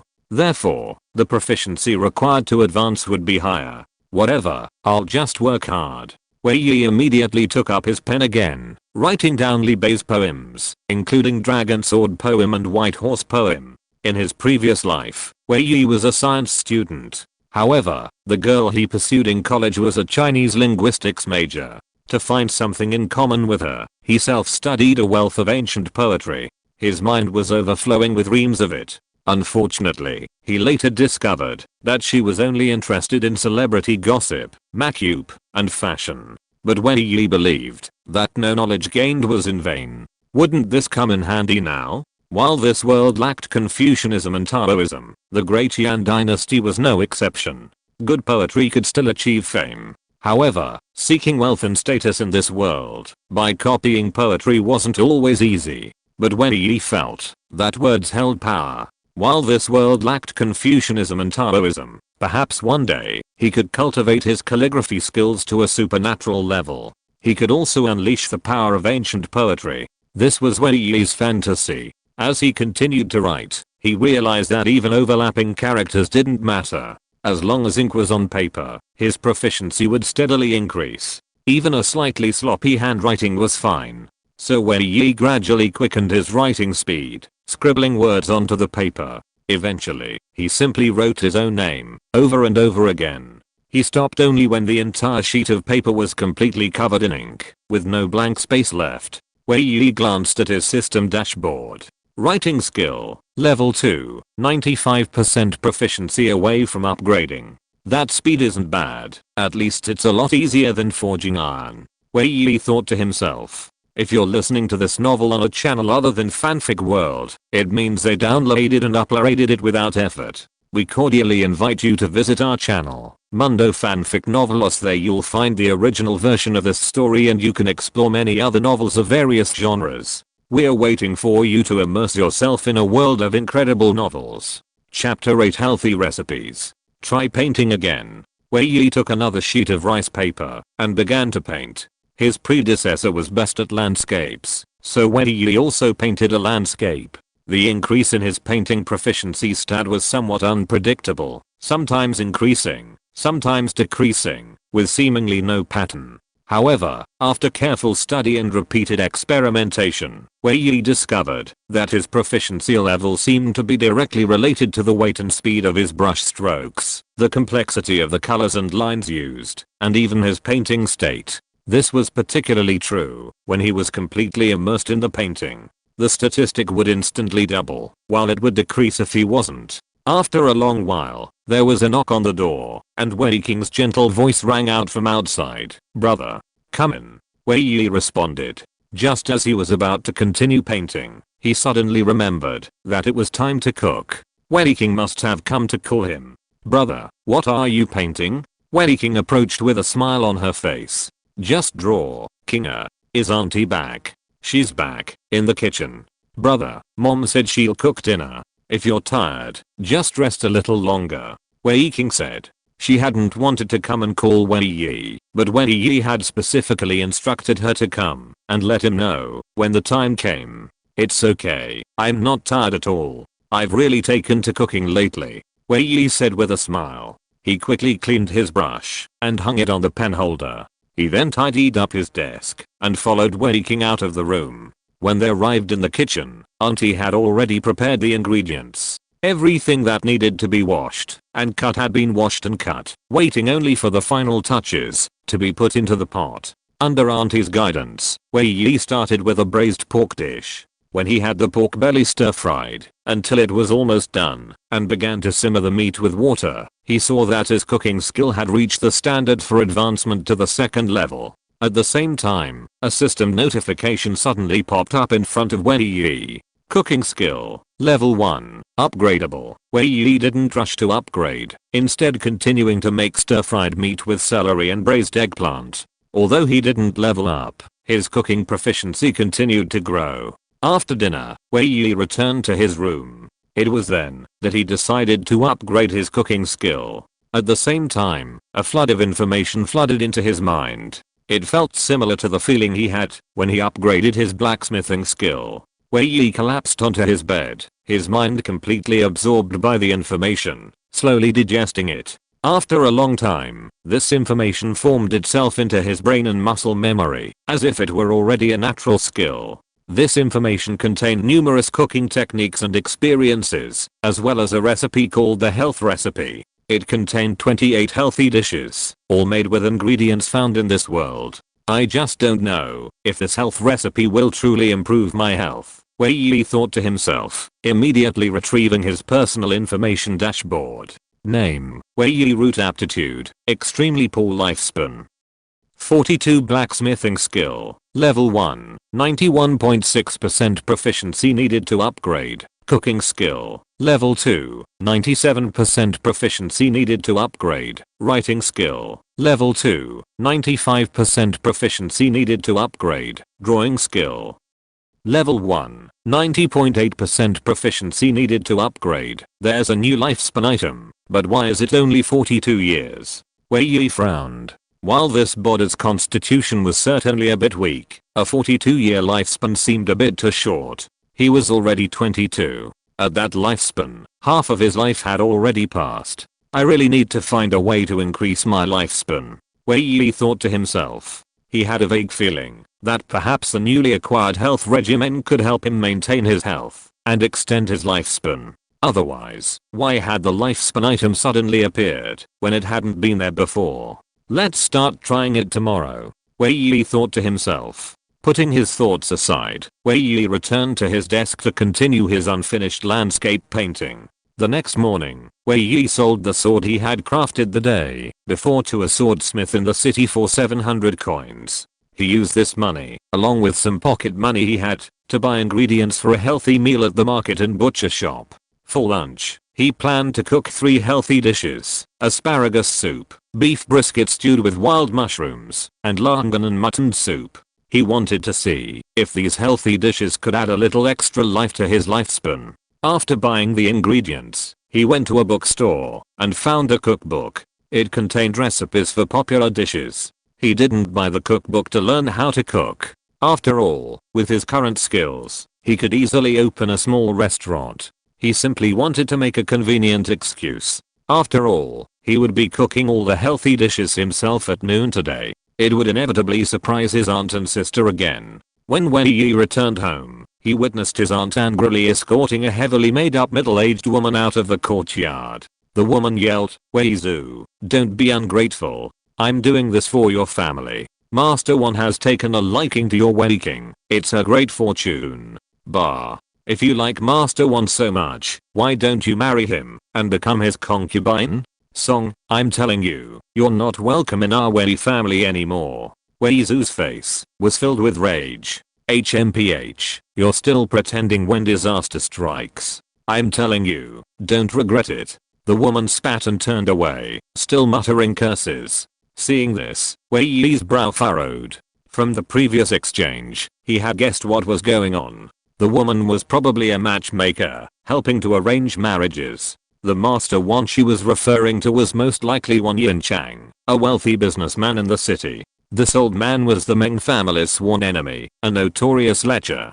He had numerous wives and concubines, and had once coveted Meng Shulian. He was considerably older than Wei Tieshan, yet he actually wanted to take Wei King as a concubine. Wei Yi felt sickened at the thought. He truly believed the Wei family had fallen on hard times, forced to sell their daughter. Mother, don't be angry. Wei King walked over from the yard, took Wei Zushi's arm, and offered solace. Even though she herself was furious, her face pale and her chest heaving, Wei King's gaze immediately caught Wei Yi approaching from the side. Brother, you're back. Wei King forced a smile and immediately greeted him. Wei Zushi quickly composed herself, pretending nothing had happened. Brother, why did you buy so much meat and vegetables? Wei King took the bamboo basket from Wei Yi and surveyed the fresh meat, asparagus, wild mushrooms, and other ingredients with a hint of surprise. I just made some money. I'll make you a nice lunch, Wei Yi said with a smile, without mentioning what had just happened. After all, the best way to deal with some unpleasant things is to put them behind you. Bringing them up again will only make you angry again. Why did you buy so much meat? Wei Zu came over. Aunt, I sold that sword. The owner of the sword shop said my swords are of excellent quality and offered me 700 coins for them. And I just happened to learn a few new dishes from a book yesterday. I'll make them for you at lunch. Wei Yi paused and said, Aunt, don't worry about anything at lunch today. I'll take care of the kitchen. You and Kinga will just eat. Hearing Wei Yi's words, Wei Zu's mood brightened. She couldn't help but smile and said, okay, haha, it looks like Aunt is in for a treat today. Wei Yi had clearly demonstrated his exceptional culinary talent these past few days, and his dishes were even better than hers. So Wei Zu naturally had no fear that Wei Yi would mess up the meal. Brother, what are you going to cook for us? You'll know when the time comes. Wei Yi and Wei King walked out into the courtyard together. It was still early for lunch. Back home, Wei Yi drank a cup of tea and rested for a moment before calling Shitao and setting to work. He planned to forge some more knives, scissors, hoes, and other ironware. After all, these were the items their blacksmith shop sold on a regular basis. These tools were also easy to craft, and if he forged a few at once, he would have enough to sell for a few days. This would also provide a basic income for his family. Chapter 9 Advance again. It was noon in the kitchen. Although Wei Yi had previously said he would cook alone, Wei Zu insisted on helping him. The 3 dishes he had to prepare weren't simple. Furthermore, ancient kitchens weren't as convenient as modern ones. He had to add firewood and light the fire himself, and working alone could be a bit hectic. So, Wei Yi agreed to his aunt's help. Cooking these past few days, Wei Yi had come to understand why high quality ingredients often require only the simplest cooking methods. In an age without animal feed and chemical fertilizers, the inherent freshness and aroma of ingredients alone were enough to delight the palate, eliminating the need for overly pungent spices. This was especially true for these 3 healthy dishes, which used very few seasonings. Instead, they utilized the inherent flavors of the ingredients, creating a rich, savory flavor. After a long moment, waves of aroma wafted from the kitchen, making Wei King and Shitao, who were in the courtyard, salivate. Shitao even ran to the kitchen window, perched on the edge, and gazed eagerly inside. Their stomachs growled, and their mouths watered. Furthermore, the aroma wafted into the nearby streets. Passers-by were drawn to the aroma, taking a closer look, their mouths watering. Where does this aroma come from? It smells so good. Passers-by couldn't help but swallow, their hearts seemingly drifting away along with the scent. Asparagus soup, beef brisket stewed with wild mushrooms, and longan and lamb soup began to pour out of the pot. Wei King and Shitao excitedly entered the kitchen to help serve the dishes. Their mouths watered at the sight of the dishes and the aroma. But they knew the rules. Until Wei Yi took his place, they couldn't. Only after Wei Yi and Wei Zu were seated, did they join them. Seeing their sister and Shitao's eyes darting to the food, Wei Yi, without further ado, took the lead, picking up a piece of beef brisket for his aunt. He then invited Wei King and Shitao to join him. Everyone's faces beamed with satisfaction as the delicious food took their first sip. The taste of these 3 dishes astounded Wei Zhu. She had eaten at some restaurants before, and even tried Xiangmen Lao's signature dishes. But in her opinion, Wei Yi's dishes rivaled even the chefs at Xiangmen Lao. Delicious food always brightens one's mood. Wei Zhu and Wei King seemed to have forgotten the unpleasantness of the morning. Smiles graced their faces. But as she smiled, Wei Zhu suddenly remembered Wei Tieshan, still in prison. Her mood suddenly darkened again. She wondered how he was doing, whether he was eating well, or if he was sick or injured. But to hide the fact from the children, Wei Zhu maintained a faint cheerfulness. The 3 dishes were quickly devoured. After lunch, Wei King joined Wei Zhu in clearing the dishes and cleaning the kitchen. Wei Yi took Shitao out to the yard, ready to resume his ironwork. Shitao began to pump the bellows to heat the materials, while Wei Yi checked the system panel. To his surprise, he discovered that his lifespan had indeed changed. Name: Wei Yi Roots. Very poor lifespan.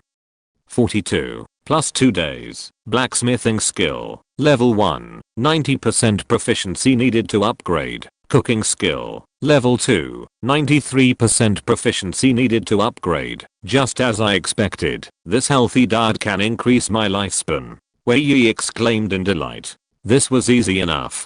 Just eating delicious food every day could increase my lifespan. It was so easy. For the next few days, Wei Yi spent most of his time working on blacksmithing to gain experience. The rest of his time was spent practicing calligraphy and painting. He also designed the menus for all 3 meals a day. His aunt was responsible for purchasing the ingredients, while Wei Yi was in charge of the cooking. Nourished by these healthy dishes, Wei Yi's body grew stronger, his stamina increased, and he became more robust. He could work with ease, lifting heavy objects with ease. Furthermore, Wei Zhu and Wei King also noticed the changes in their bodies, especially during these few days, which coincided with Wei King's menstrual period. In the past, she would have been crippled by the pain, but this time, she felt no discomfort at all. Although Wei Yi had told them earlier that his cooking was nourishing and strengthening, they hadn't expected it to be so effective. While the healthy dishes were good, eating them every day meant significantly more money than before.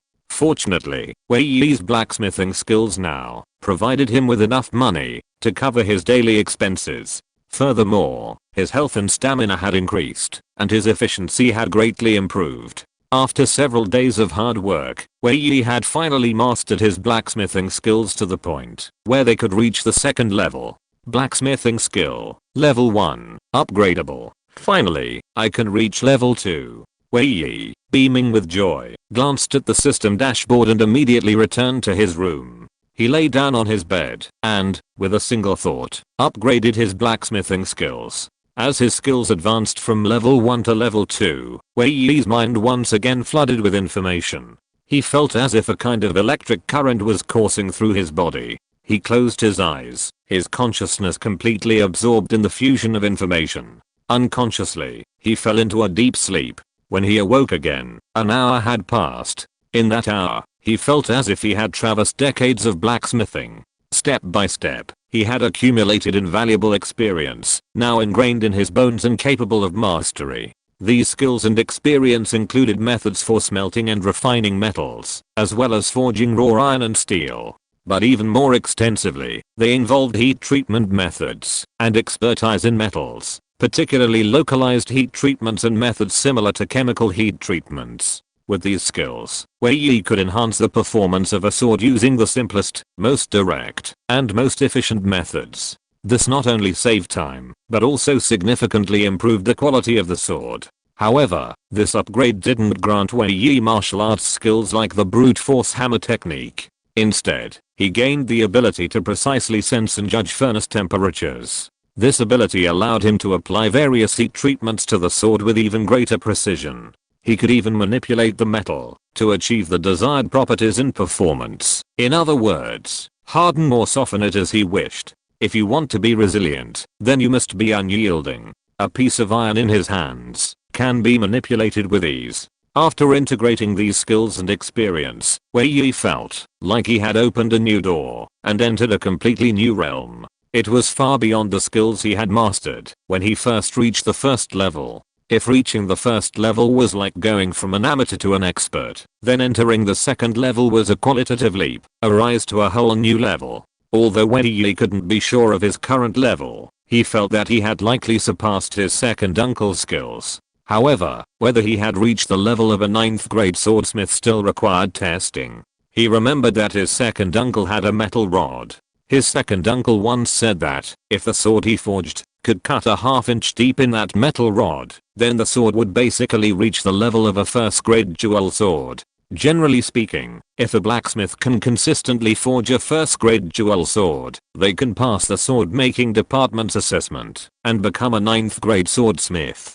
Thinking of this, Wei Yi immediately got out of bed and prepared to forge a sword to test it out. Chapter 10 Prison Visit. Clang clang, the sound of blacksmithing echoed in the yard. Wei Yi was sitting on the bed, sewing a quilt with needle and thread, with a hint of sadness in her eyes. In fact, every day when she heard the sound of blacksmithing, she would feel extremely at ease. But every time she thought of Wei Tieshan, she couldn't help feeling sad. The quilt in her hand was sewn for Wei Tieshan. Tomorrow she planned to visit Wei Tieshan in prison and take the quilt in. After all, the weather was cold and the conditions in prison were not as good as at home. It was estimated that there was not even a warm quilt. It's been so many days, I don't know if Taoist Sun and others have caught the evil cultivator, Wei Yi murmured in her heart. However, at this time, at the gate of the county government office, Sun Lin turned and looked at the short and fat middle-aged man in official uniform and with a sword hanging from his waist. He bowed and said, "Master Zheng, please stay." "Okay, Taoist Sun and Taoist Li, take care," said the short and fat middle-aged man. He was Zheng Kong, the magistrate of Yushu County in Qingsao Prefecture. "Goodbye." Sun Lin and his junior fellow apprentice exchanged greetings. They immediately left the county government office and headed towards the South City gate. Passing the Wei family blacksmith shop, Sun Lin paused. Turning his head, he glanced at the flag bearing the Chinese character iron fluttering in the wind, and sighed. He then continued toward the city gate. They were about to leave Qingsao City today and return to their sector report. They had been searching for the evil cultivator with all their might, but to no avail. He was hiding deeply and had likely already left, making his presence known. Now that their deadline for descending the mountain had expired, it was time to return and report. The matter of the evil cultivator would likely have to be put on hold for now. Sun Lin had originally considered saying goodbye to Wei Zushi and Wei Yi, but then he wondered how to face them. They would be deeply disappointed if they knew they couldn't find the evil cultivator. He decided it would be better to let them face this harsh reality now. It would be better not to tell them for now, at least there'd be a glimmer of hope. Sun Lin and his fellow apprentice gradually disappeared into the distance. The streets were still bustling with traffic, and the blacksmith's flags still fluttered. Wei Yi, absorbed in his work, had lost track of time. In order to forge his new sword as quickly as possible, he even left dinner to his aunt. After dinner, he immediately began forging the sword. After cold forging and filing, the shape of a sword took shape in his hands. "Shitao, add some more coal and get the fire going," Wei Yi said to Shitao. Shitao, eager to work, immediately began adding coal to the smithy. Then, he pumped the bellows, fanning the fire to a blazing brilliance. Seeing the fire had reached the desired temperature, Wei Yi stopped Shitao. He then placed the sword in the smithy to heat, tossing in a few crystalline stones. This stone, called Kaiangshi, is a mineral unique to this world. Wei Yi didn't actually know its exact composition. He simply knew from his skills that heating this stone in a furnace would release a special substance. This substance would gradually seep into the sword as it heated, significantly increasing its hardness and toughness. This was similar to the chemical heat treatment method Wei Yi used in his previous life. "Shitao, go and rest. I'll take care of the rest." For the next heat treatment, Wei Yi needed to precisely control the temperature himself, maintaining it within a certain range for a sufficient period of time to achieve the best results. Shitao couldn't do this, so he had to do it himself. Wei Yi remained at the blacksmith's furnace until late at night, only returning to sleep after the heating period had expired. All that was left was to wait for the sword to slowly cool with the furnace's heat. Returning to his room, Wei Yi simply dried himself and went to bed. Lying in bed, he once again retrieved the system panel. Name: Wei Yi. Root aptitude: very poor lifespan. 42 years, plus 28 days. Blacksmithing skill: level 2, 95% proficiency needed to upgrade. Cooking skill: level 3, 98% proficiency needed to upgrade. Writing skill: level 2, 33% proficiency needed to upgrade. Painting skill: level 1, 21% proficiency needed to upgrade. Carving skill: level 1, not yet upgraded. His cooking skill had already reached level 3 yesterday, after he finished cooking dinner. This advancement had granted him a wealth of invaluable culinary skills and experience, bringing him to the level of master chef. Besides mastering over 10 sauce concoctions and over 30 delicacies, he also acquired exquisite knife skills and food carving techniques. Furthermore, he had acquired a remarkable special ability, the ability to taste the marrow. This ability to taste the marrow doesn't mean the bone marrow is so delicious that one craves it again. Rather, it means that, after tasting a particular food, he can vividly remember its flavor. He could also discern the ingredients and seasonings used in a dish, along with their approximate proportions. This in turn helped him deduce the cooking method and replicate it. In other words, with this ability, Wei Yi could replicate nearly any dish he'd ever tasted. He might even surpass his master. Once I become a 9th grade swordsmith and earn some capital, I might consider opening a restaurant, Wei Yi thought. Unconsciously, he drifted off to sleep, filled with beautiful visions of the future. The night passed in silence. As the first rays of morning sun streamed into the courtyard, Wei Yi reappeared at the doorway. He stretched, then drew a basin of water from the jar and washed his face. The charcoal fire in the blacksmith's furnace had long since died, but it still lingered. Wei Yi removed the sword with a pair of iron tongs and, after cooling completely, polished it with a grindstone. Upon closer inspection, he saw the ripple pattern he'd been hoping for. It should be a success, Wei Yi thought to himself, a smile playing on his face.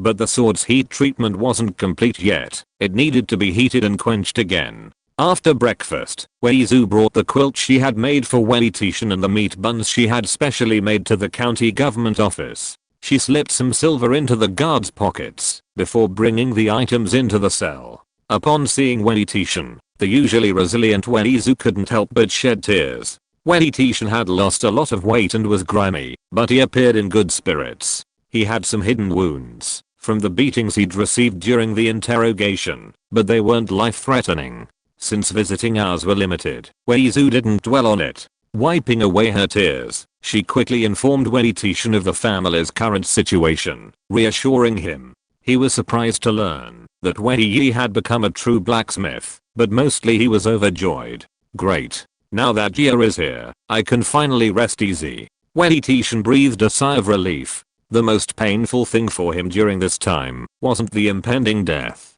Rather, it was his concern for his wife, daughter, nephew, and Shitao. He knew very well that without him, the whole family would be devastated. Fortunately, with Wei Yi here, his heart could finally rest. Tieshan, Taoist son from the Yunshan sect, said he will definitely catch that evil cultivator. When the time comes, prove your innocence, and you can go home. Yes. Wei Tieshan nodded, forcing a bitter smile. In fact, he knew better than anyone that he would probably never leave this cell again. Boss Liu from Baoxing Bank would never let him go easily. Fortunately, with Wei Yi supporting the family, he could rest in peace even if he died. Visiting time soon came, and Wei Yi reluctantly left the cell. Before leaving, she made some arrangements. She hoped that the Yamen runners would be nicer to Wei Tieshan. Chapter 11 9th rank swordsmith. In the courtyard, Wei Yi was using a stone to carefully polish the blade of a sword. After polishing, he put down the stone, picked up the sword, and examined it with satisfaction. The entire blade was as smooth as a mirror, reflecting a person. The slightest movement emitted a cold light, and the sharpness was intimidating. From the appearance alone, It gave people a sense of indestructible sharpness and edge. A light tap with the fingertips immediately produced a crisp, humming sound, which was very pleasant. Wei Yi pulled out a piece of hair, placed it on the blade, and blew gently, and the hair was cut by the blade. It was really sharp, and could cut through hair with a blow. Then, he took the wooden stake that he had previously cut with his sword, fixed it again, and cut it with a sword. Although the stake was easily cut with one sword last time, only Wei Yi knew that the feeling of cutting the stake this time was completely different from before. Before, he seemed to be able to feel the resistance and hardness of the wood. But now, the sword strike felt like chopping tofu, without even a hint of hardness. Seeing Wei Yi testing his new sword, Shitao, who had been sharpening a kitchen knife nearby, came over. He had also participated in the sword's forging process. He could clearly sense that many of Wei Yi's methods this time were different from his previous ones. Therefore, Shitao was filled with anticipation for Wei Yi's newly forged sword. Feeling the sword's sharpness, Wei Yi's anticipation grew. He pulled the special metal rod, also known as the sword testing rod, from his uncle's toolbox. The rod was about 2 fingers thick, resembling both iron and stone, and possessed an extremely hard texture. An ordinary sword strike only made a clashing sound, hardly leaving a scratch. Excessive force could even shatter the blade. Wei Tieshan used the rod to test the ultimate performance of his forged swords. The deepest cut was less than a centimeter deep, likely from the sharpest sword he had ever forged. According to second uncle, if I can carve a half-inch deep notch in this metal rod, it will almost reach the quality of a precious sword. I wonder if my sword can achieve that. Wei Yi wondered eagerly. Beside him, Shitao blinked his dark eyes, watching Wei Yi curiously. He knew something about this metal rod. He had even seen Wei Tieshan use it to test the limits of a sword. So, he was curious about how deep a notch Wei Yi's sword could forge. With a serious expression, Wei Yi secured the metal rod to a wooden block. Then, grasping the sword with both hands, he raised it high. With a swish, he slashed down. With a clang, Wei Yi felt the sword's blade tremble violently, and saw what seemed like a flash of sparks. At the same time, the metal rod suddenly broke in two. Along with it, the wooden block beneath it also split in two. Shitao's eyes widened at the sight of this, his mouth gaping. He stared at the sword in Wei Yi's hand in disbelief. He had suspected that Wei Yi's sword might be sharper than the last one he'd forged, but he had never imagined it could actually cut through the incredibly solid metal rod with a single blow. Wei Yi stared at the broken metal rod and wooden block in amazement, his heart filled with joy. The result before him also far exceeded his own expectations. Wei Yi immediately bent down to pick up the broken metal rod. The cut was just as smooth and flat. Meanwhile, the blade in his hand remained intact. It worked. I really did it. Wei Yi's heart pounded, his heart filled with excitement. He knew that the sword he had forged had reached the quality of a first-class dual sword, having easily severed the metal rod. This meant that, as long as he passed the swordsmith's assessment, he would become a true 9th grade swordsmith. This day had arrived much sooner than he had anticipated. I never thought I'd reach the level of a 9th grade swordsmith after just reaching the 2nd level. Wei Yi exclaimed in delight. But then he thought, this system can transform ordinary skills into supernatural powers. Right now, he's only a 9th grade swordsmith, but there will be 7th, 5th, and even more powerful skills in the future. Forging divine weapons and magical treasures isn't impossible. While it's only a small achievement right now, it's still worth celebrating for Wei Yi. Big brother, you actually cut that metal rod in half. Shitao was stunned for a moment before recovering. Wei Yi smiled, then walked over and touched Shitao's head, ruffling his languid hair into a mess. Well, isn't your big brother amazing? Wei Yi said with a smile. Yeah, really impressive. Shitao nodded vigorously, looking at Wei Yi with admiration. After a long moment, Wei Yi cleaned and tidied himself, preparing to go to the swordsmith division to register for the assessment. But just as he was about to leave the courtyard, his aunt returned. Aunt, you're back. How's second uncle? Wei Yi asked hurriedly. Your second uncle is doing well, and he's very happy to know you've inherited his legacy. Wei Yi forced a smile. Wei Yi knew his aunt's pain, and he was sure his second uncle wouldn't be having a good time in that cell. By the way, Jia, are you going out? Wei Yi changed the subject. Oh, yes, I'm planning to go to the swordsmith department to register for the exam, Wei Yi said truthfully. Huh. Wei Yi was stunned. Master's wife, my eldest brother, the sword he just forged, cut through that metal rod. Shitao also ran over, excitedly saying. Wei Yi didn't know what Shitao meant, but she roughly guessed that Wei Yi had forged a very powerful sword. Aunt, I think I've reached the level of a 9th grade swordsmith, Wei Yi said confidently. Hearing Wei Yi's words, Wei Yi's eyes widened slightly, and their glints brightened. Really? Wei Yi was a little incredulous. Becoming a 9th grade swordsmith was Wei Tieshan's lifelong wish. He had worked 4 years toward this goal, yet still hadn't achieved it. It should be pretty close, Wei Yi said without modesty. He also hoped this good news would brighten his aunt's mood. Great, Jia, you're amazing. Auntie is so proud of you. Wei Yi was overcome with excitement. It felt as if the gloom in her heart had dissipated considerably. If Wei Yi became a 9th grade swordsmith, his status and position would be significantly different.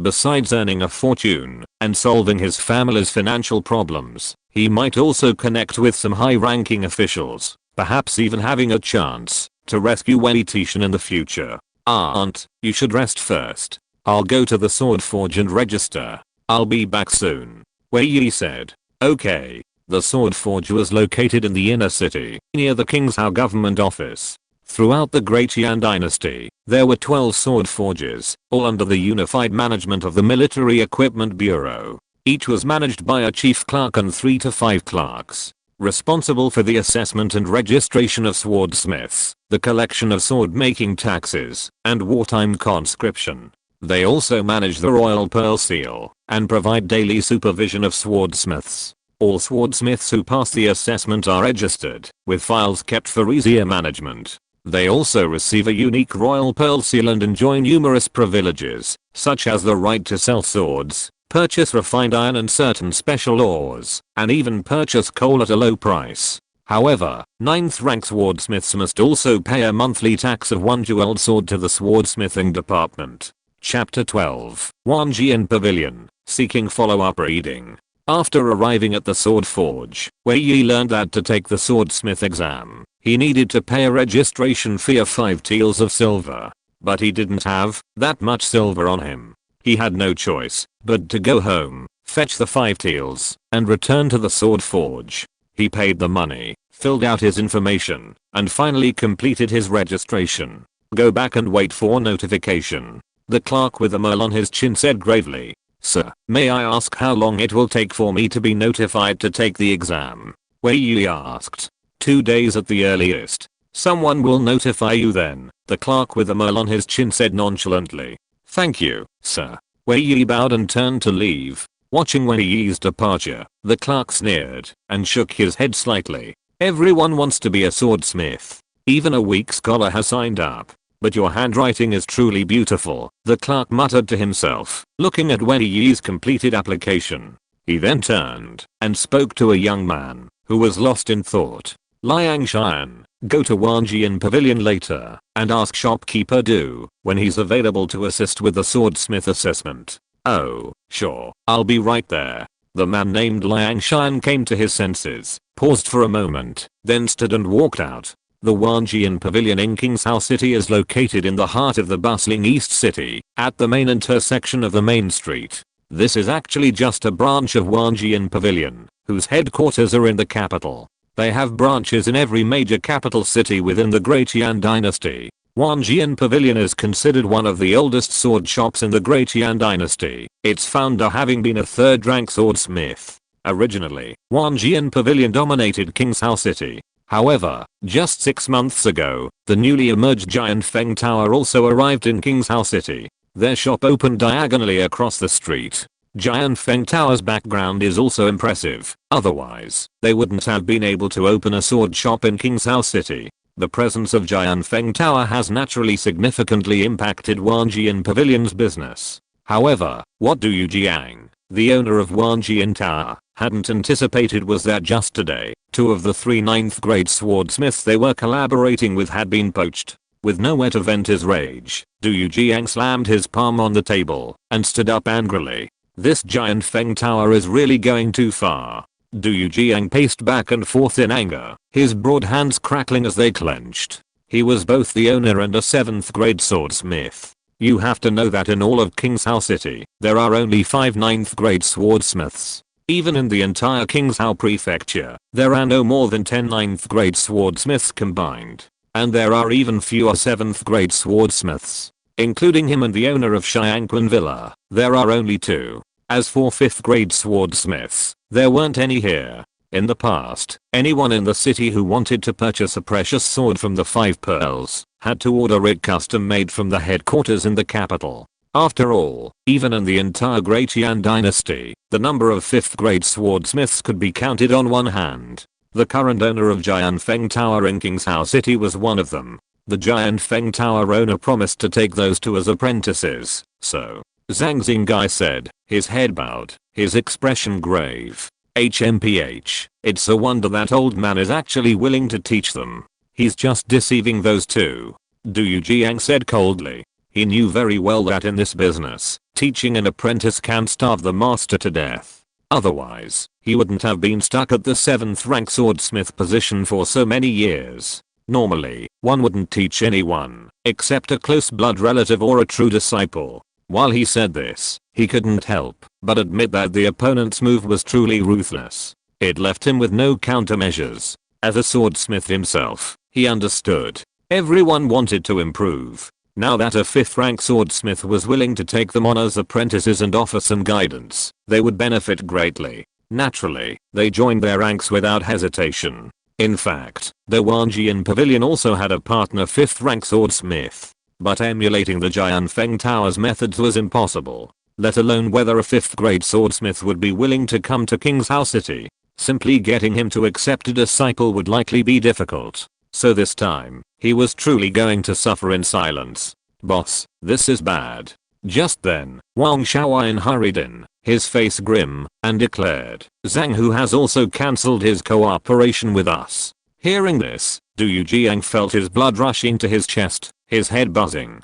He closed his eyes, raised his head, and pressed his hands against his temples. What he feared was truly coming true. Now, all 3 9th grade swordsmiths who had been collaborating with him had been poached. After all, 9th grade swordsmiths were the mainstay of their sword shop. After all, besides ordinary swords, 1st grade jewel swords had the largest audience, the highest sales volume, and were the most profitable category. While he could forge a 1st grade jewel sword himself, it was truly embarrassing for a 7th grade swordsmith to forge one. Most importantly, if word got out, it would severely damage the reputation of their Wanjian Tower.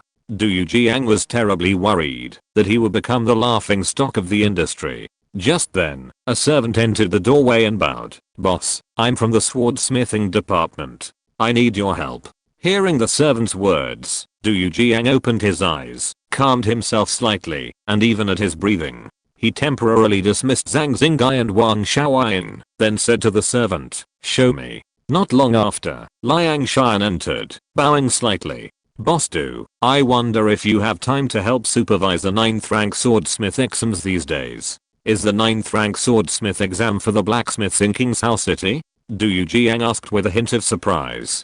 This was good news for him. If they passed, wouldn't that mean he could recruit them? Compared to the veteran swordsmiths, a newly qualified one would be easier to win over. And as a supervisor, he had the advantage of being close to them. Then, emulating Qiu Zuanji of Jian Feng Tower, he could take them on as his apprentice and win their hearts. Yes, it's the blacksmith from King's Hao City, Liang Shan said. I wonder who it is. Could you tell me? Du Yujiang asked again. That's a bit inconvenient. Okay, no problem. I'll be free soon, and I'll be at your disposal anytime. Yes, okay. Liang Shan bowed and turned to leave.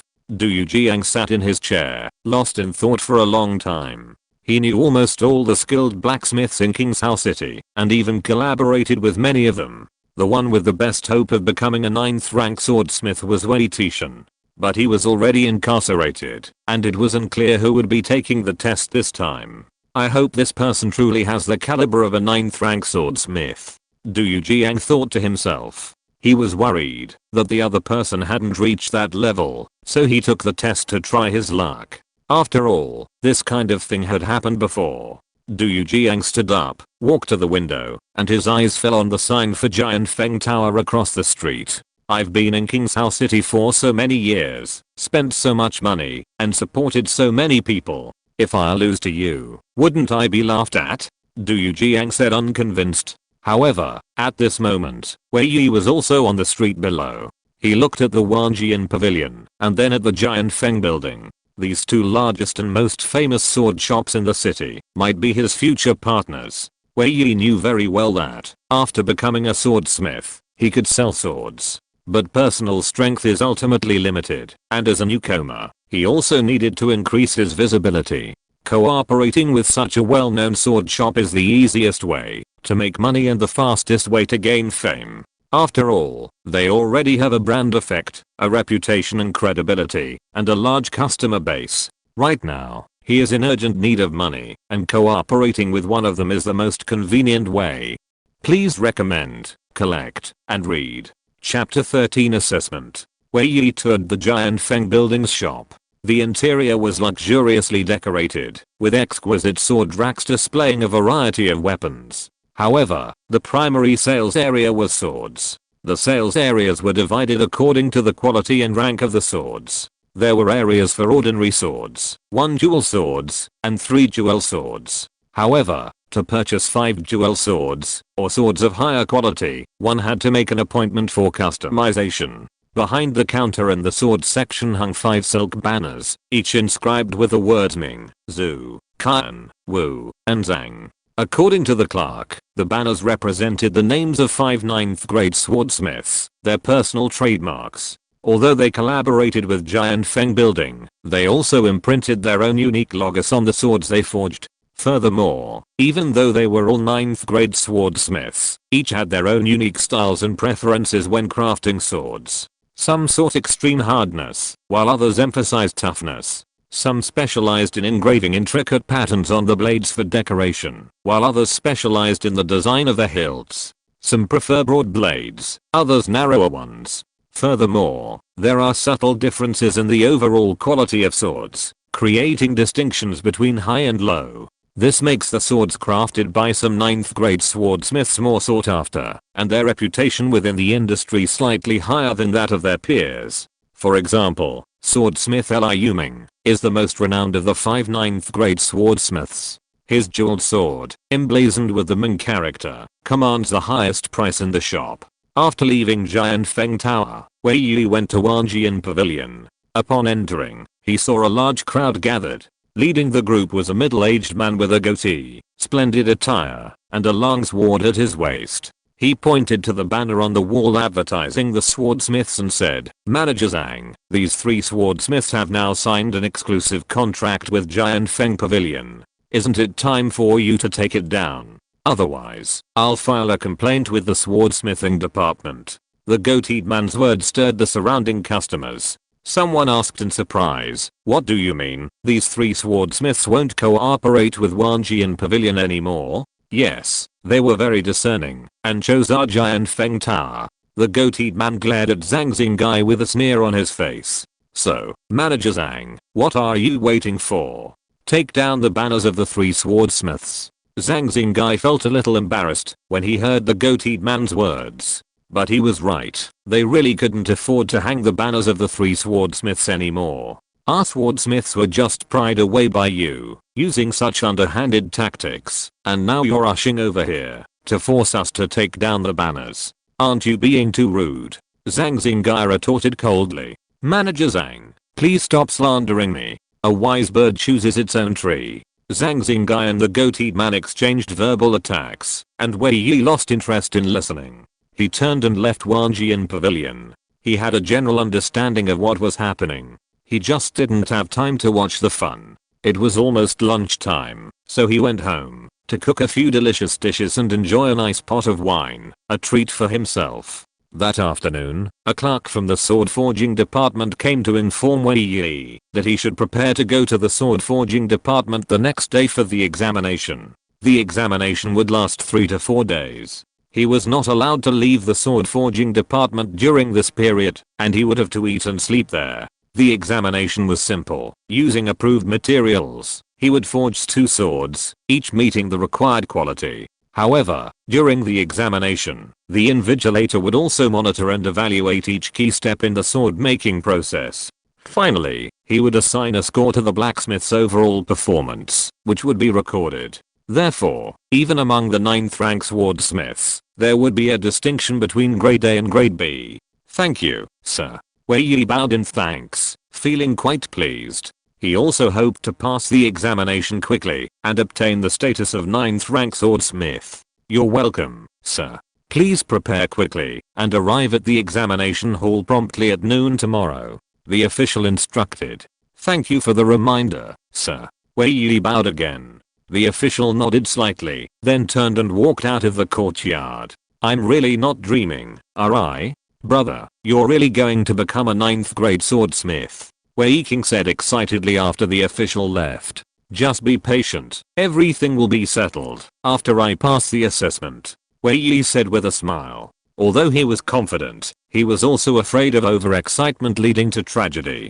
"Brother, you'll definitely be fine," Shitao said happily. "Yes, I believe in you too. It's a sure thing." The laughter in the courtyard brought a faint smile to Wei Yi's lips. At noon the next day, Wei Yi reported to the sword forge on time. The examination took place in the sword forge's backyard, which was not much different from a blacksmith shop. There were 3 invigilators: Suhi, the sword forge's envoy, Haodong, the clerk with a mole on his chin, and Du Yujiang, the owner of the 10,000 Swords Pavilion. Du Yujiang had actually been quite pleasantly surprised when he received the information Wei Yi had filled out, because he discovered that the other person was actually Wei Tieshan's nephew. He had some idea of Wei Tieshan's strength. Someone he trained might actually have the potential to become a 9th grade swordsmith. But when Du Yujiang saw Wei Yi in person, he suddenly felt unsure. Most swordsmiths had rugged features and muscular builds, but Wei Yi looked elegant and refined. He didn't look like a blacksmith at all. Could someone like him really be a blacksmith? "Here's the iron, here's the coal for burning, and here are some other materials you might need." The clerk with a mole on his chin explained the facilities and items in the examination room to Wei Yi. "Sir, do you have any warpstone?" Wei Yi asked. "Warpstone? Yes, wait, I'll get it for you." Warpstone is also a mineral used in swordsmithing, though it's not commonly used. However, it is recorded in the relevant archives and is a legal mineral. This kid wants to use warpstone. Du Yujiang raised his eyebrows, slightly surprised. Using smelting stone for quenching isn't exactly a secret. After melting the stone and mixing it with oil in a certain proportion, the sword is quenched, increasing its hardness. However, this method is considered unconventional. The results are difficult to control, and the success rate is very low. Success is considered a blessing in disguise. Could it be that Wei Yi is resorting to such a risky method to pass the test? Du Yujiang pondered. He couldn't help but feel that Wei Yi was wasting his time. Considering the Wei family's current predicament, perhaps Wei Yi was being forced into this situation. Alas. I thought King's House City would see the emergence of another 9th grade swordsmith, but now it seems I'm in for a bitter disappointment. Du Yujiang shook his head. He naturally couldn't believe that Wei Yi could pass this test. Soon after, the clerk brought Wei Yi the smelting stone and explained the rules of the test. Once Wei Yi confirmed his understanding, he was told he could begin. Wei Yi quickly ignited the forge and activated the bellows to fully burn the coal. Once the furnace reached the desired temperature, he would then throw the iron he had selected into the furnace to begin burning. Chapter 14 excited Du Yujiang. Forging a sword is a long and tedious process. Therefore, the 3 invigilators didn't remain on site, watching Wei Yi intently. They only needed to observe and grade a few key steps, such as forging the sword blank into the blade and heat treating the blade. After a long while, the iron was heated, and Wei Yi began hammering. The sound of metal striking echoed. Du Yujiang, Suhi, and Haodong, who were sitting in the pavilion drinking tea, all glanced at Wei Yi. "I didn't expect this kid, who looks frail, to be so powerful with his hammer," Du Yujiang said with a smile, stroking his beard. As a 7th rank swordsmith, he could sense the force of the hammer just by listening to the sound. Yeah, I was just wondering if this scholar wouldn't even be able to lift the hammer. Hao Dong said with a smile. Watching Wei Yi forging the iron, Du Jiang felt a renewed sense of anticipation for him. By midday, Su He, the envoy, had already left. Hao Dong was leaning back in his chair, drowsy. Only Du Jiang stood near Wei Yi, observing him as he forged the sword blank, and then marking his work in a booklet. During the assessment period, Wei Yi was unable to leave the sword forge, so all 3 meals a day were provided by the sword forge. After lunch, Wei Yi rested briefly, before continuing to cold forge the sword blank. By 3 PM, the sword body was complete. After smoothing and fine cold forging, the crucial step came, heat treatment. This was the process Du Jiang wanted to focus on. He brought a chair and sat not far from Wei Yi, ready to observe his subsequent actions closely, especially his use of the hammer stone. Wei Yi focused on his work, pumping the bellows to reignite the fire. Once the fire reached the desired temperature, he placed the sword body and the hammer stone into the smithy. Seeing this, Du Jiang's brow furrowed slightly, a hint of surprise and questioning in his eyes. What is he doing? Why is he putting the stone and the sword into the smithy together? Du Jiang wondered. He knew that stone wasn't used in this way. Instead, it was heated and melted, then mixed with oil in a certain proportion. This was then used as a coolant to quench the red-hot sword. So, seeing Wei Yi's approach was somewhat baffling to him. However, he didn't dare to make any arbitrary judgments. After all, he knew there was more than one way to forge a sword. The methods he knew were just the tip of the iceberg. He was simply curious, would Wei Yi's approach actually work? For the next long period, Wei Yi remained at the smithy, seemingly constantly controlling the temperature. This struck Du Jiang as quite novel. He had never seen anyone maintain a constant temperature in the smithy before, not even himself. After more than an hour, Wei Yi finally left the smithy. He immediately walked over to Du Jiang and bowed. Jianlin, we are done for today. We need to wait for the furnace to cool down, and we'll do the follow-up work tomorrow. Well, alright, come and have some tea. Du Jiang said with a smile. Watching Wei Yi's recent performance, he began to feel hopeful about him again. Okay. Wei Yi followed Du Jiang to the pavilion for a cup of tea. Did Wei Tieshan teach you this technique? Du Jiang asked. Yes, that's right, but there are also some methods I developed myself. Wei Yi said with a smile, though he naturally wouldn't tell the truth. Who did you learn this method of heating the stone and the sword together? Du Jiang asked, curious. This is a method I stumbled upon myself. Wei Yi said seriously. Du Jiang nodded, but said nothing more. He didn't know the principle behind it. Continuing the conversation would only make him seem unprofessional. All that remained was to wait and see the final results tomorrow. Du Jiang chatted with Wei Yi about Wei Tieshan's affairs, lamenting his misfortune. After a short chat, Du Jiang prepared to leave. Wei Yi bid Du Jiang farewell, and, led by the clerk Liang Shan, returned to his room to rest. Back in his room, Wei Yi wasn't idle either. He asked the clerk for a brush, ink, paper, and inkstone, and continued to work on his calligraphy skills. The next morning, after breakfast, Wei Yi resumed his examination. Only Du Jiang and Hao Dong were present to oversee the exam today. The clerk, Su He, was absent. In fact, he hadn't been there since the previous afternoon. All morning, Wei Yi subjected the sword to a series of heat treatments, leaving Du Jiang baffled. He was even a little confused as to why Wei Yi kept heating and cooling the blade, cooling and heating it again. He even wondered if Wei Yi truly didn't know how to temper the sword and was just messing around. In the end, Du Jiang didn't bother to watch and sat down to drink tea. Alright. Wei Yi polished the sword, attached the hilt, and took it in his hand. He immediately walked to the pavilion and bowed, saying, Jianlin, my sword is complete.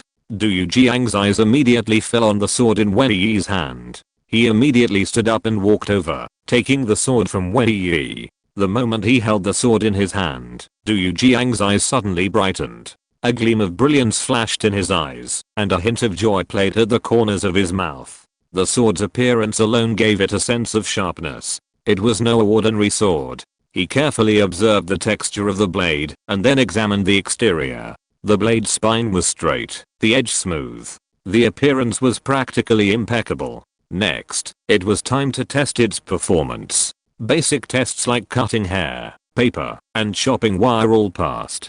Then, he bent the blade to test its toughness, which also proved to be excellent. With each test, Du Jiang's surprise and even excitement grew. He had already established that this sword had definitely reached the level of a precious sword. It even surpassed the performance of most first-class duel swords.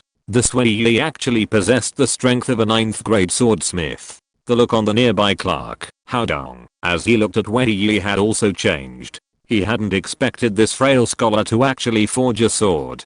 Finally, Du Jiang brought out the sword testing rod, ready to test the sword's ultimate performance. This rod was almost identical to the one he had previously severed. It was even thicker. It turned out to be an official item.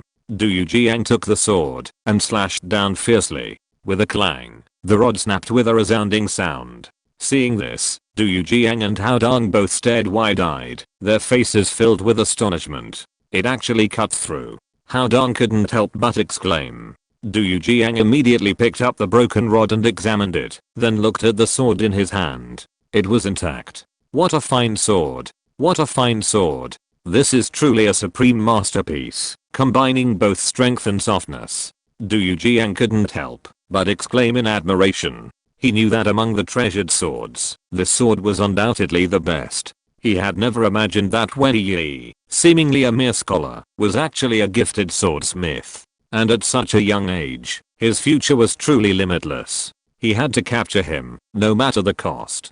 Du Jiang's resolve was made up. In his eyes, Wei Yi's value even surpassed those of the 3 previous 9th grade swordsmiths. He was certain that this boy would one day become King's House at his star swordsmith, his fame surpassing even that of Liu Ming. The swords he forged would undoubtedly be highly sought after. Although the normal assessment required Wei Yi to forge another sword that met the requirements to truly pass, Du Jiang was now certain that Wei Yi had absolutely nailed it. This sword was no accident. Wei Yi's calm and skillful technique, from beginning to end, was a testament to his true skill. The method of heating the stone and the blade simultaneously was particularly worthy of investigation. He even considered asking Wei Yi about the exact principle behind this. And then there was the repeated heating and cooling method.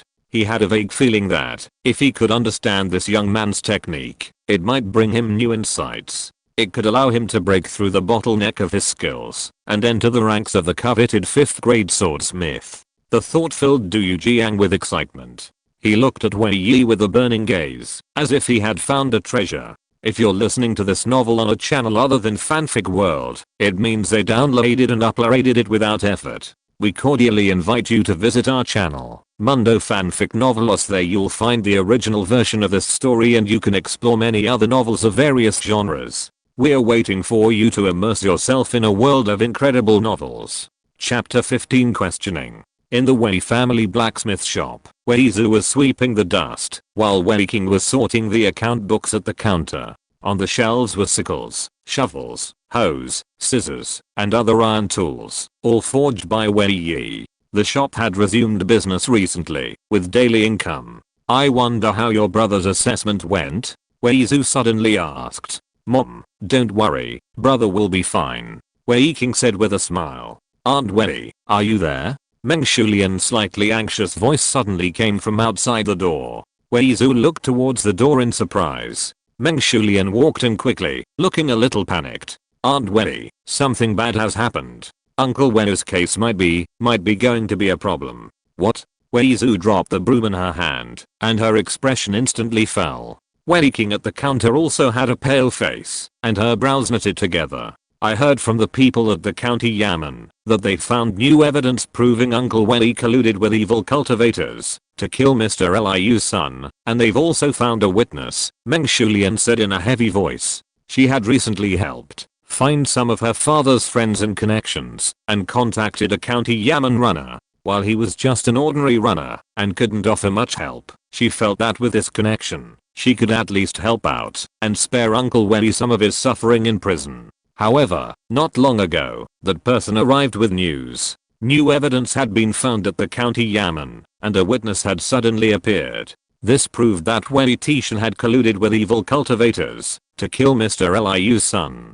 Now that the evidence was irrefutable, the county Yamen had reported it to the Ministry of Justice, and Wei Tieshan might be facing execution. Although Meng Shulian felt the matter was somewhat suspicious, she even suspected that Liu Fugi, the owner of Baoxinghang, had colluded with the prefect to fabricate evidence and witnesses in an attempt to have Wei Tieshan sentenced to death. However, they had no evidence, and the case was already heavily skewed towards Wei Tieshan. The county government will submit the case to the Ministry of Justice for review, and it will most likely be approved.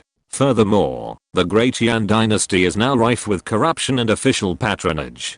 Commoners like them are no match for the officials. Furthermore, there's the Liu family, a powerful gentry in King's House City. So, the situation is truly dire. Where's Taoist priest's son? Where are the 2 Taoist priests from the Yunshan sect? Aren't they still hunting down the evil cultivators? Wei Yi asked, her face pale and panicked. I heard Taoist priest's son and his men haven't found the evil cultivators, so they've already reported back to the sect. Meng Shulian didn't hide this. After all, at this point, there was no way to conceal it. It was clear the Liu family was taking advantage of this opportunity to strike. Upon hearing this, Wei Yi nearly collapsed to the ground. Fortunately, Meng Shulian caught her and helped her to a chair. Wei King, standing nearby, also rushed to help.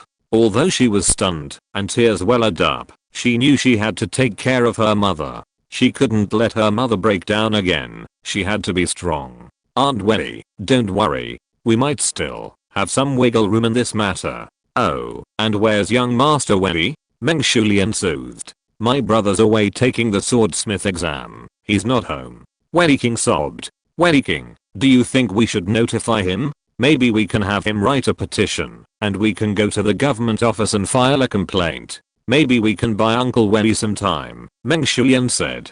Truthfully, she couldn't think of any better solution. Desperate, she'd resort to any means necessary. Don't tell him for now. Let him finish the exam in peace. We'll tell him after he's done. Wei Yi knew full well that no matter what, Wei Yi couldn't be influenced. The family's future depended on him. In the Liu residence in the east section of King's House City. Execution in autumn. Isn't it autumn now? What are you waiting for? A middle-aged man with a large nose and a face thick with flesh said coldly. This man was Liu Fugi, the owner of Baoxinghang and a renowned and wealthy businessman in King's House City. Master, you may not know that this death penalty case needs to be reported to the Ministry of Justice for review. Only after approval can the execution be carried out. But rest assured, Lord Zeng has said that there are no problems with this case. Wei Tieshan is doomed. The butler beside him bowed. Beheading him is too easy for him. He beat my son to death. I wish I could cut him into pieces. Liu Fugi said with gritted teeth. His Liu family has only one heir, and now there are no descendants. The main culprit in all this is Wei Tieshan. In his eyes, Wei Tieshan's 10 lives are no match for his precious son. Even killing him would not ease his hatred. Although he believed that evil cultivators were involved in this incident, he believed that Wei Tieshan must have harbored a grudge against his son. He was born with a desire for revenge, which led to his fate. Otherwise, how could it be such a coincidence that he killed his own son? Wei Tieshan, when you die, I will send your family down to reunite. Liu Fugi's eyes flashed with viciousness. Wei Yi, at the sword forge, was unaware of what was happening back home. After lunch, he resumed forging his second sword. This time, Suhi, the envoy, also arrived, ready to watch Wei Yi's work. He too saw the sword Wei Yi had forged, and was equally astonished. Naturally, he was impressed by Wei Yi, especially after hearing Du Yujiang describe Wei Yi's forging methods as unique. He became curious, and wanted to see what made him so special. He even ordered Hao Dong to record Wei Yi's forging process for the Sword Forger's technical archive. I never thought a mere scholar could possess such superb sword making skills. Suhi exclaimed in admiration. Yes, my father once said that a truly skilled blacksmith relies not on brute force but on brains. Now I understand. Du Yujiang looked at Wei Yi with admiration and fondness. Wei Yi spent the entire afternoon forging the sword. Du Yujiang and Suhi watched from the sidelines, occasionally chatting, but neither of them left. After dinner, Wei Yi had almost finished forging the sword. Next, he'll begin heating the blade. Watch carefully here. He laid the chisel stone to the fire. Du Yujiang suddenly spoke up. What kind of method is this? I've never heard of it before. Suhi was a little surprised. Yes, that's my first time seeing it too. How darn. Record this process carefully. Suhi patted the table next to him and said to How darn. Yes, sir. How darn nodded, then carefully watched Wei Yi's actions, writing down the entire process in great detail. When Wei Yi finished heating the sword, it was already 3/4 past midnight. The next step was to wait for the sword to cool. So, today's assessment concluded. As long as the sword he forged tomorrow also reached first grade quality, he would officially become a 9th grade swordsmith. On the way home from the sword forge, Du Yujiang sat in the carriage, lost in thought. He was certain that with Wei Yi's performance and talent today, he would be able to. This would definitely pique Giant Feng Tower's interest. They couldn't possibly be without someone inside the sword forge division, and today's news couldn't be hidden. So, tomorrow, after Wei Yi's assessment, they'd undoubtedly come to compete with him. He had to strike first. Although he'd already let Wei Yi know a little today, he felt that wasn't enough. To secure this talent, he needed to show more sincerity and employ better methods. What should I do? Du Yujiang frowned. Suddenly, he thought of Wei Tieshan, and he sat up straight, his eyes gleaming. Chapter 16 Sincerity. Du Yujiang naturally knew about Wei Tieshan's case. His case could be serious or minor, depending entirely on how the county government handled the case. But the Liu family would definitely not let Wei Tieshan off. Therefore, there was no chance of Wei Tieshan acquitting himself. The Wei family was certainly aware of this. Furthermore, knowing Liu Fugi, he knew he would definitely not let Wei Tieshan off. He would certainly do everything in his power to have him killed. If he could help the Wei family get the county government to give Wei Tieshan a lighter sentence, save his life, or even allow him to return home after serving 2 years of forced labor, the Wei family would surely be grateful. This would likely be a better option than using the excuse of taking Wei Yi on as a disciple. It would also demonstrate his sincerity. He knew Wei Tieshan well enough. He was a man of integrity, a man who honored his promises, and was grateful for what he had received. The children he raised would surely be of good character. If he had done the Wei family a favor, Wei Yi would never betray Wanjian Tower. Chuanzi, change your route to Lord Li's residence.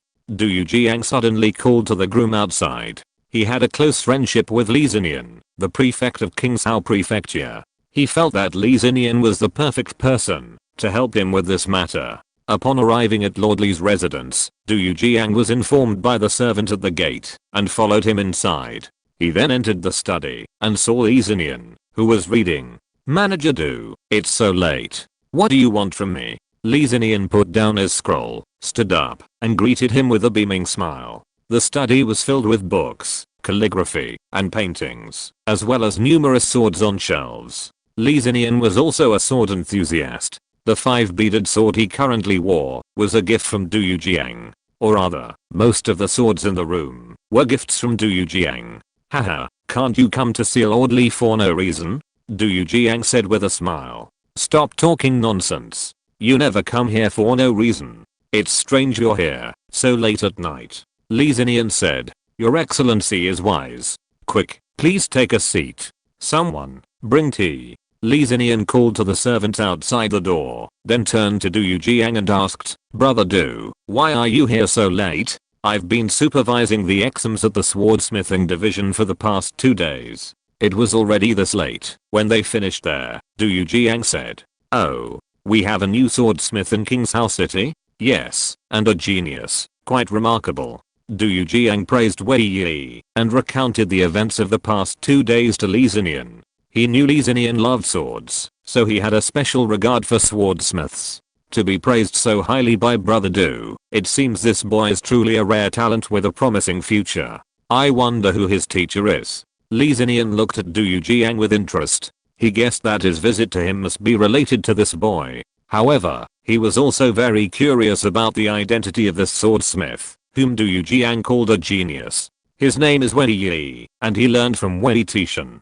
Your excellency should have heard of the murder of Liu Fugi's son, Liu Jiabao, in the street. Yes, of course I do. And I just heard today that the county government has found new evidence and witnesses, and Wei Tieshan has pleaded guilty. The case has been submitted to the Ministry of Justice for review, and there's a good chance Wei Tieshan will be executed, Li Xinian said sternly. Hearing this, Du Jiang's expression changed. He thought to himself that the Liu family had indeed taken action. Sir, don't you think this matter is very suspicious? From my understanding of Wei Tieshan, he is definitely not a narrow-minded person who would kill someone just because of a little conflict and misunderstanding with Liu Jiabao. Moreover, he is not an ignorant person. Even if he really wanted to kill Liu Jiabao, he would not do it in the street with so many people watching. With his identity as a blacksmith and his full strength, it would not be difficult for him to find an opportunity to kill Liu Jiabao in secret.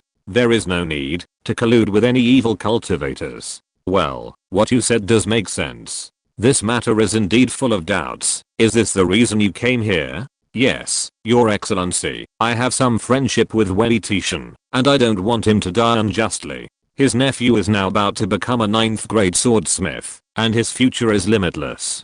To be honest, I want to do him a favor and recruit him into my team. So I can only shamelessly come to you for help.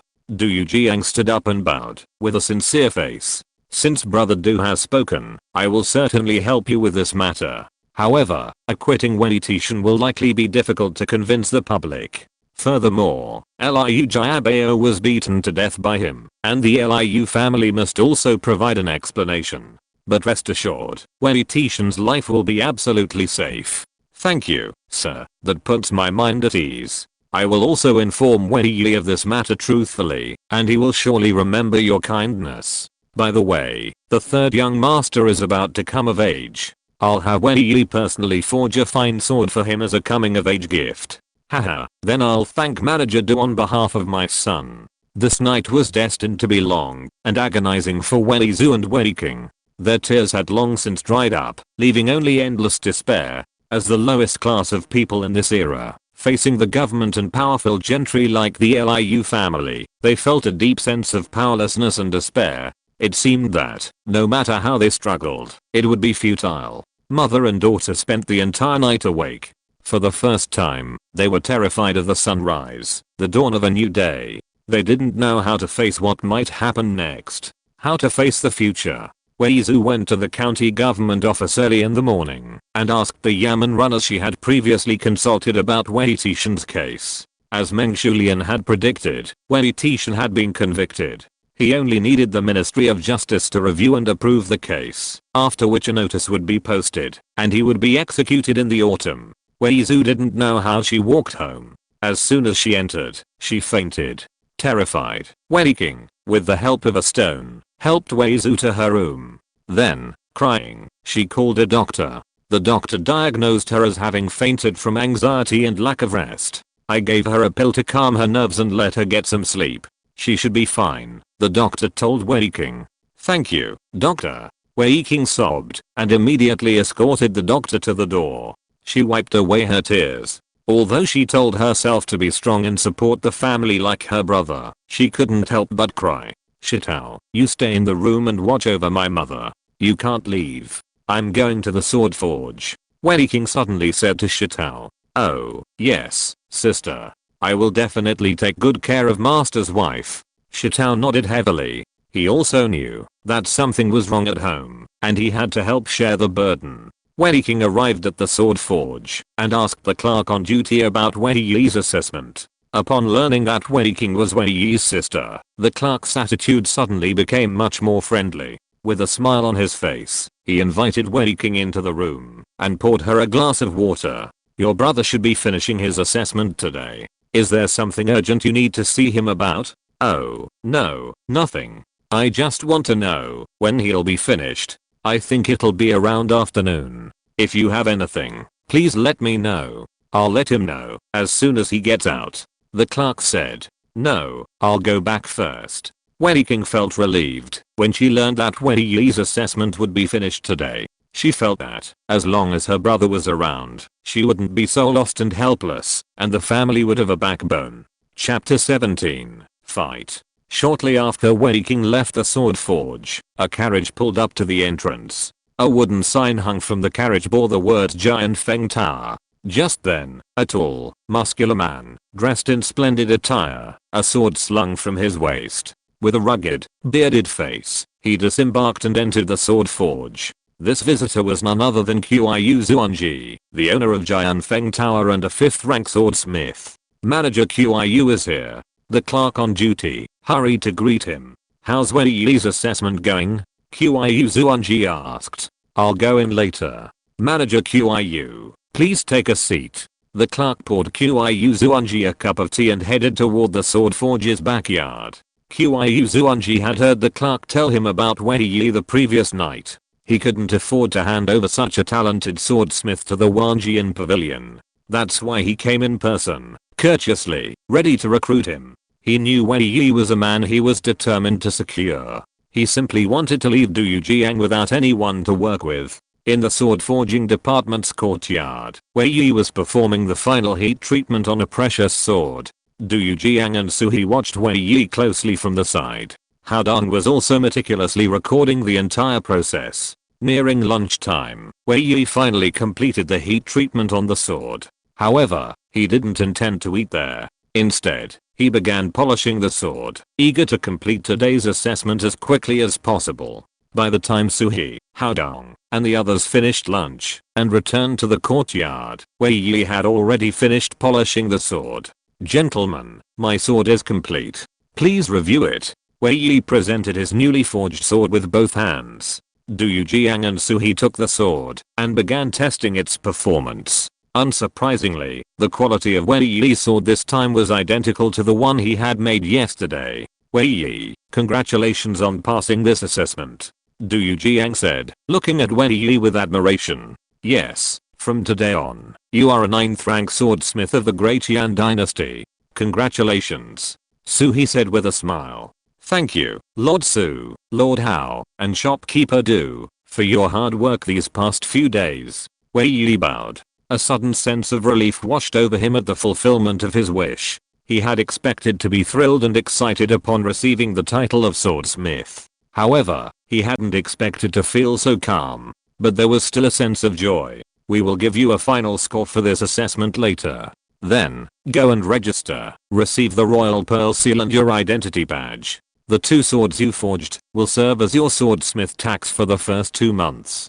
From now on, you will pay 1 sword to the swordsmith department by the end of each month. Thank you, Lord Su. Wei Yi bowed again. Wei Yi, can you please speak to me? Dujiang pulled Wei Yi aside. I didn't want to disturb you before, so I didn't tell you something. There's been some developments in your uncle's case, and I only heard about it last night. Dujiang told Wei Yi the truth about Wei Tieshan. Hearing Dujiang's words, Wei Yi's face darkened, his heart aching. But don't worry, I went to the government office last night. I have a close relationship with the prefect, and he promised to help us and ensure your uncle's safety. But your uncle committed murder, and the Liu family isn't an ordinary family, so even Prince Jingan wouldn't be able to secure an acquittal. But I promise to secure the lightest possible punishment for your uncle. Dujiang said sincerely, for this was his true intention. He genuinely liked and admired Wei Yi, and naturally wanted to help him. Hearing Dujiang's words, Wei Yi finally felt at ease, and was filled with gratitude. Although he knew Dujiang was probably trying to use this opportunity to recruit him into the Wanjian Pavilion, he was well aware of the conflict between the Wanjian Pavilion and Giant Feng Tower. There were no 9th grade swordsmiths left in the Wanjian Pavilion. Fresh blood like him was desperately needed. Despite this, Wei Yi remained deeply grateful to Dujiang. After all, he had indeed helped him immensely. Without him, his second uncle would have been wrongfully killed. Even if they could appeal, this world was nothing like the modern society of his previous life. The road to an appeal would be incredibly difficult. If he wanted to save his second uncle, he might have to bring Magistrate Zeng along with him. In this age of official protection, what were his chances of success? Thank you, shopkeeper Du. I'm truly grateful. I'll definitely remember your kindness and repay you one day. Dujiang, you're so eager to recruit new recruits. A deep voice suddenly interrupted Wei Yi. It was Qiyu Zuanji who walked in, looking at Du Yujiang with a hint of sarcasm. Du Yujiang wasn't surprised to see Qiyu Zuanji approach. It was just the sight of him that inflamed his rage. You must be Wei Yi, right? I heard that a refined, scholarly swordsmith has emerged in King's House City. Seeing him today, I'm impressed by his talent. At such a young age, he's already reached the 9th rank swordsmith stage. His future is bright. Qiyu Zuanji approached Wei Yi, beaming with praise. Wei Yi politely returned the greeting, unaware of the other person's identity. I'm Qiyu Zuanji, the owner of Jianfeng Tower and a 5th rank swordsmith. I've heard about your performance these past few days and admire your talent. I'd like to take you on as my apprentice. I guarantee that within 3 years, you'll become a 7th rank swordsmith like Du Yujiang. Qiyu Zuanji emphasized the word 7th rank swordsmith and glanced at Du Yujiang beside him. His eyes were filled with mockery. Qiyu Zuanji, do you have any fresh ideas? You want to take everyone you see as your apprentice, right? You poached 3 swordsmiths from Wanjian Pavilion under the pretext of taking in apprentices, and now you're here to recruit another. With so many apprentices, how can you possibly teach them all? Du Yujiang said angrily. HMPH, what's the matter? Jealous? You want to be my apprentice, but I wouldn't even consider you. You'll probably only reach the 7th rank in your lifetime. Your talent limit is too low. Qiyu Zuanji sneered. You. Du Yujiang felt the sting. His face flushed with anger, and he was speechless for a moment. He had actually known Qiyu Zuanji for a long time. Back when they were both in the capital, they were both 9th rank swordsmiths at Wanjian Pavilion. Later, they became 7th rank swordsmiths at about the same time.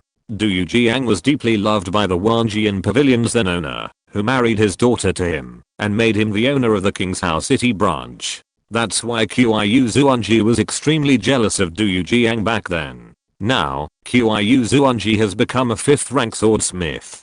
Du Yujiang was still stuck at the 7th rank, so he naturally wanted to give him a good ribbing. He wanted to rekindle their old rivalry. Du Yujiang didn't bother arguing with Qiyu Zuanji anymore. He immediately turned to Wei Yi and said, Wei Yi, now that things have come to this, I'm not going to be polite. I sincerely invite you to join our Wanjian Pavilion. Any cooperation model is open to negotiation. And I'm not afraid of you laughing at me. All the 9th rank swordsmiths at Wanjian Pavilion have been poached by Jianfeng Tower. So, if you come here, you'll be our only remaining talent. I'll give you my full support and help you become the most renowned 9th rank swordsmith. Wei Yi, there's no future in Wanjian Pavilion. Come to Jianfeng Tower. What Du Yujiang promised you, I can do, and I can even help you improve your skills. Qiyu Zuanji said quickly. Thank you, both shopkeepers, for your kindness. I'm flattered. Could you please let me think about this and give you an answer tomorrow? Wei Yi already had an answer in mind, but he felt there was no need to speak it in front of the 2 men. First, he didn't want to hear them argue anymore. Secondly, he was very worried about his aunt and wanted to go home quickly. If his second uncle was really convicted, his aunt might have also known the news. This incident would be a huge blow to her. He needed to tell his aunt what Du Yujiang said to reassure her. Okay, I'll wait for your news. Also, don't worry about what I said before. No matter what choice you make in the end, I will do my best to help you. Du Yujiang said sincerely. Thank you, shopkeeper Du. Wei Yi bowed gratefully. Du Yujiang's words made Qiyu Zuanji stunned for a moment. He frowned slightly and looked at Wei Yi and Du Yujiang in surprise. I wonder what Du Yujiang agreed to do for Wei Yi. At this moment, the clerk came to inform Wei Yi to go over for registration. And his final assessment score was also out. The score of A is the best assessment score in all the years. Chapter 18 The Sky is Clear. Seeking follow-up reading. Seeing Wei Yi's final results, Qiyu Zuanji was even more excited. He was determined to win Wei Yi. He knew that such a talented swordsmith would one day become a city-renowned swordsmith. If he fell into the hands of the Wanjian Pavilion, all his efforts to recruit those people would be in vain. So he immediately left the sword forging department. He needed to quickly investigate Wei Yi's information and find out exactly what Du Yujiang had done for him. Wei Yi completed the relevant registrations and signed his name. He received the 9th rank swordsmith badge and the royal pearl seal from Hao Dan.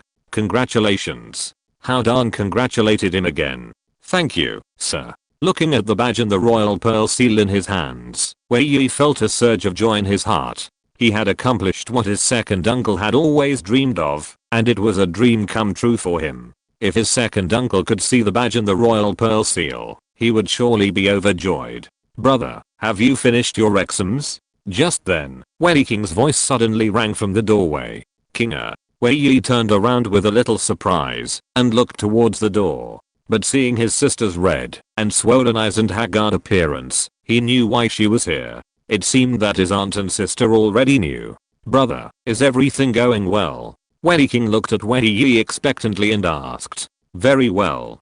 From now on, your brother is a swordsmith. Wei Yi shook the badge in his hand. That's great. I knew you would be fine, brother. Wei King forced a smile. Wei Yi took another step forward and said in a low voice, Kinga, I already know about the second uncle's affairs. You don't have to worry. The second uncle will be fine.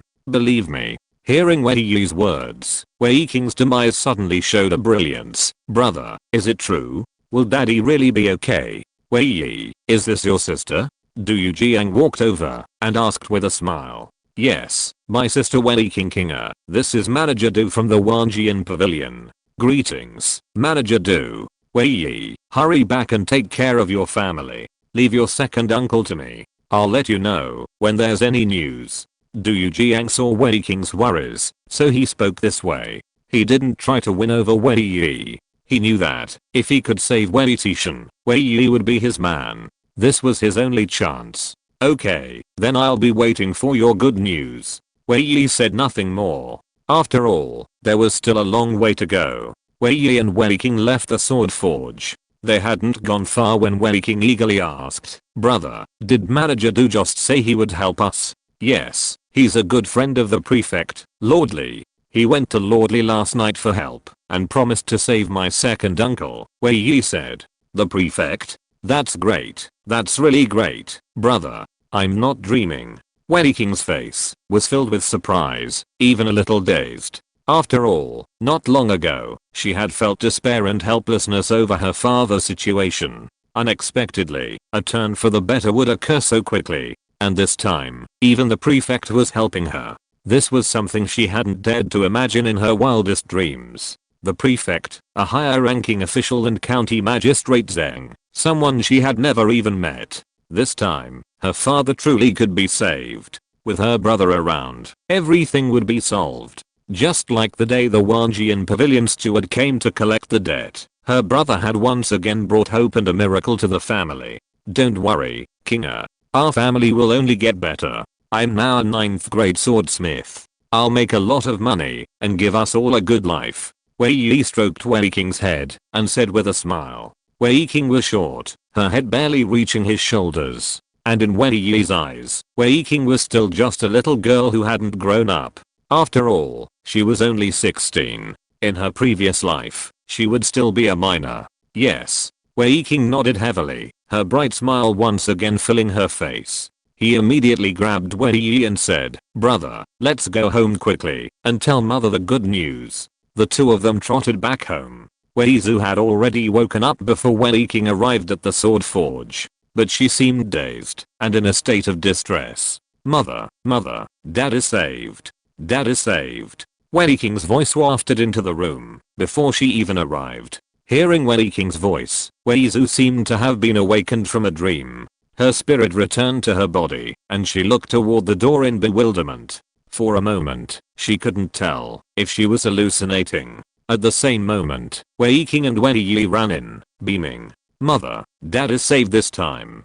He won't be executed. Wei King rushed to the bedside and joyfully hugged Wei Zhu. What's going on? Wei Zhu was still a little confused, even wondering if she was dreaming. Wei Yi quickly recounted the entire story. After hearing Wei Yi's words, Wei Zhu finally came to her senses, certain she wasn't dreaming. She couldn't help but shed tears of joy. Great dear, auntie isn't dreaming, is she? The prefect will really help us. Wei Zhu still couldn't believe such a wonderful reality. Auntie, it's true. Second uncle won't be executed. And shopkeeper Du has said he'll get the lightest possible punishment for second uncle. He'll probably only have to serve a year or two of forced labor before he can go home. Wei Yi said this in the hope of comforting his aunt. Okay, as long as your second uncle can stay alive. Even forced labor doesn't matter. As long as he's alive, that's all that matters. Wei Yi said excitedly. To her, as long as Wei Tieshan's life was saved, any punishment didn't matter. After all, she knew that Wei Tieshan had committed murder and wouldn't be acquitted. Aunt, I haven't had lunch yet. I'll go cook a couple of dishes. You should get some rest. Wei Yi went to the kitchen and prepared a few simple, healthy dishes. Just as the dishes were coming out of the pot, Du Jiang's voice suddenly rang out from the window. Is Wei Yi home? Upon hearing Du Jiang's voice, Wei Yi immediately rushed out of the kitchen.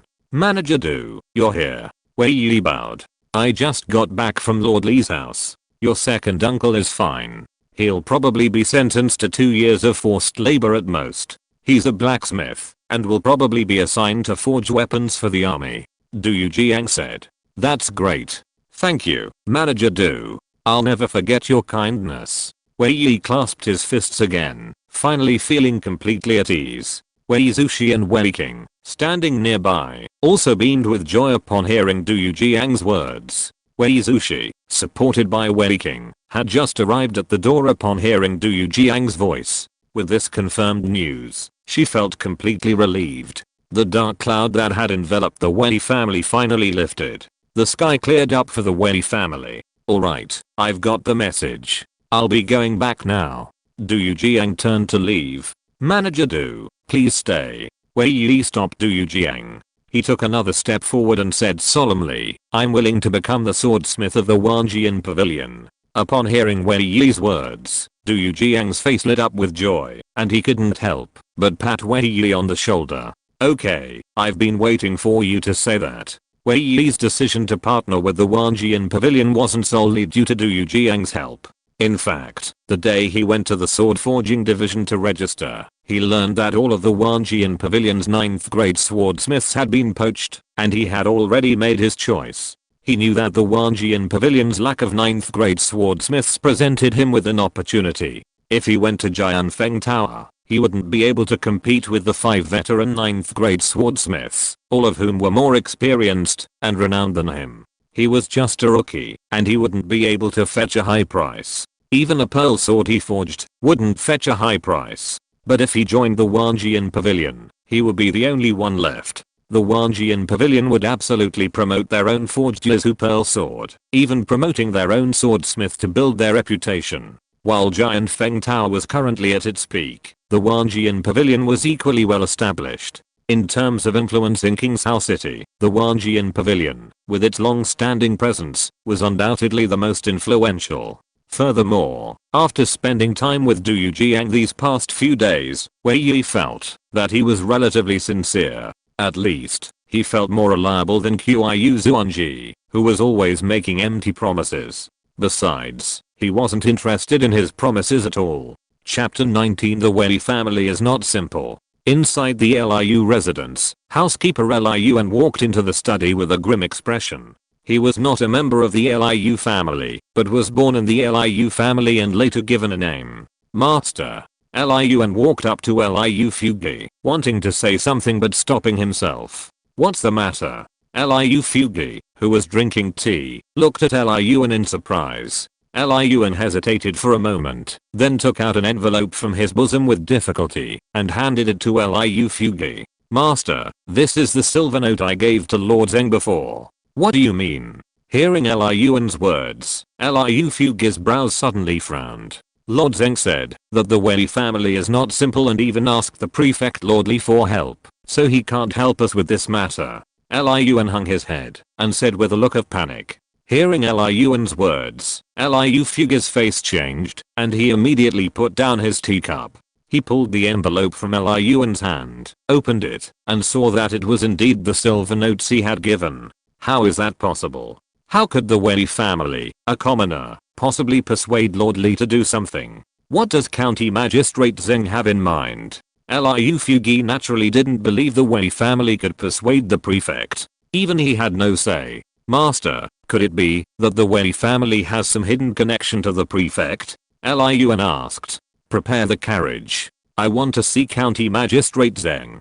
Liu Fugi said coldly. He had to ask this question in person. A long time later, Liu Fugi arrived at the county government office by carriage, only to be turned away. Faced with this outcome, Liu Fugi's heart sank, his face grimacing. No matter how much he hated to believe it, he had to accept this outcome, something he had never dreamed of. The Wei family had actually persuaded the prefect. Otherwise, why would County Magistrate Zheng, always so greedy for money, be so frightened that he returned the banknotes he had obtained and even refused to see him? How could things have turned out like this? Liu Fugi was incomprehensible. Liu immediately investigate the relationship between the Wei family and Lord Li. Liu Fugi gritted his teeth. His anger was smoldering, with nowhere to vent. If he couldn't even handle Wei Tieshan, how could he maintain his dignity in King's House City? Meanwhile, Qiu Zuanji, in Giant Feng Tower, had learned about Wei Yi's uncle and what Du Yujiang had done for Wei Yi.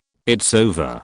Du Yujiang has really gotten the upper hand this time, Qiu Zuanji said with a sullen face and a hint of resignation. He knew Du Yujiang had saved Wei Yi's uncle's life.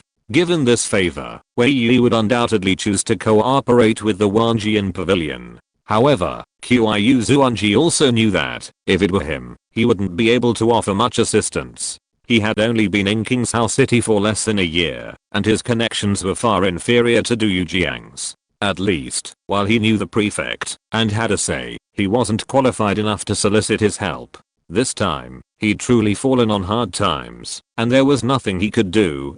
Du Yujiang is truly lucky, Qiu Zuanji grumbled. He'd already cut off Du Yujiang's financial resources. Now he was ready to see him make a fool of himself. Unexpectedly, Wei Yi suddenly appeared, giving Du Yujiang a huge boost. His plan had already failed in half. But if he couldn't get Wei Yi, he couldn't just sit there and wait for death.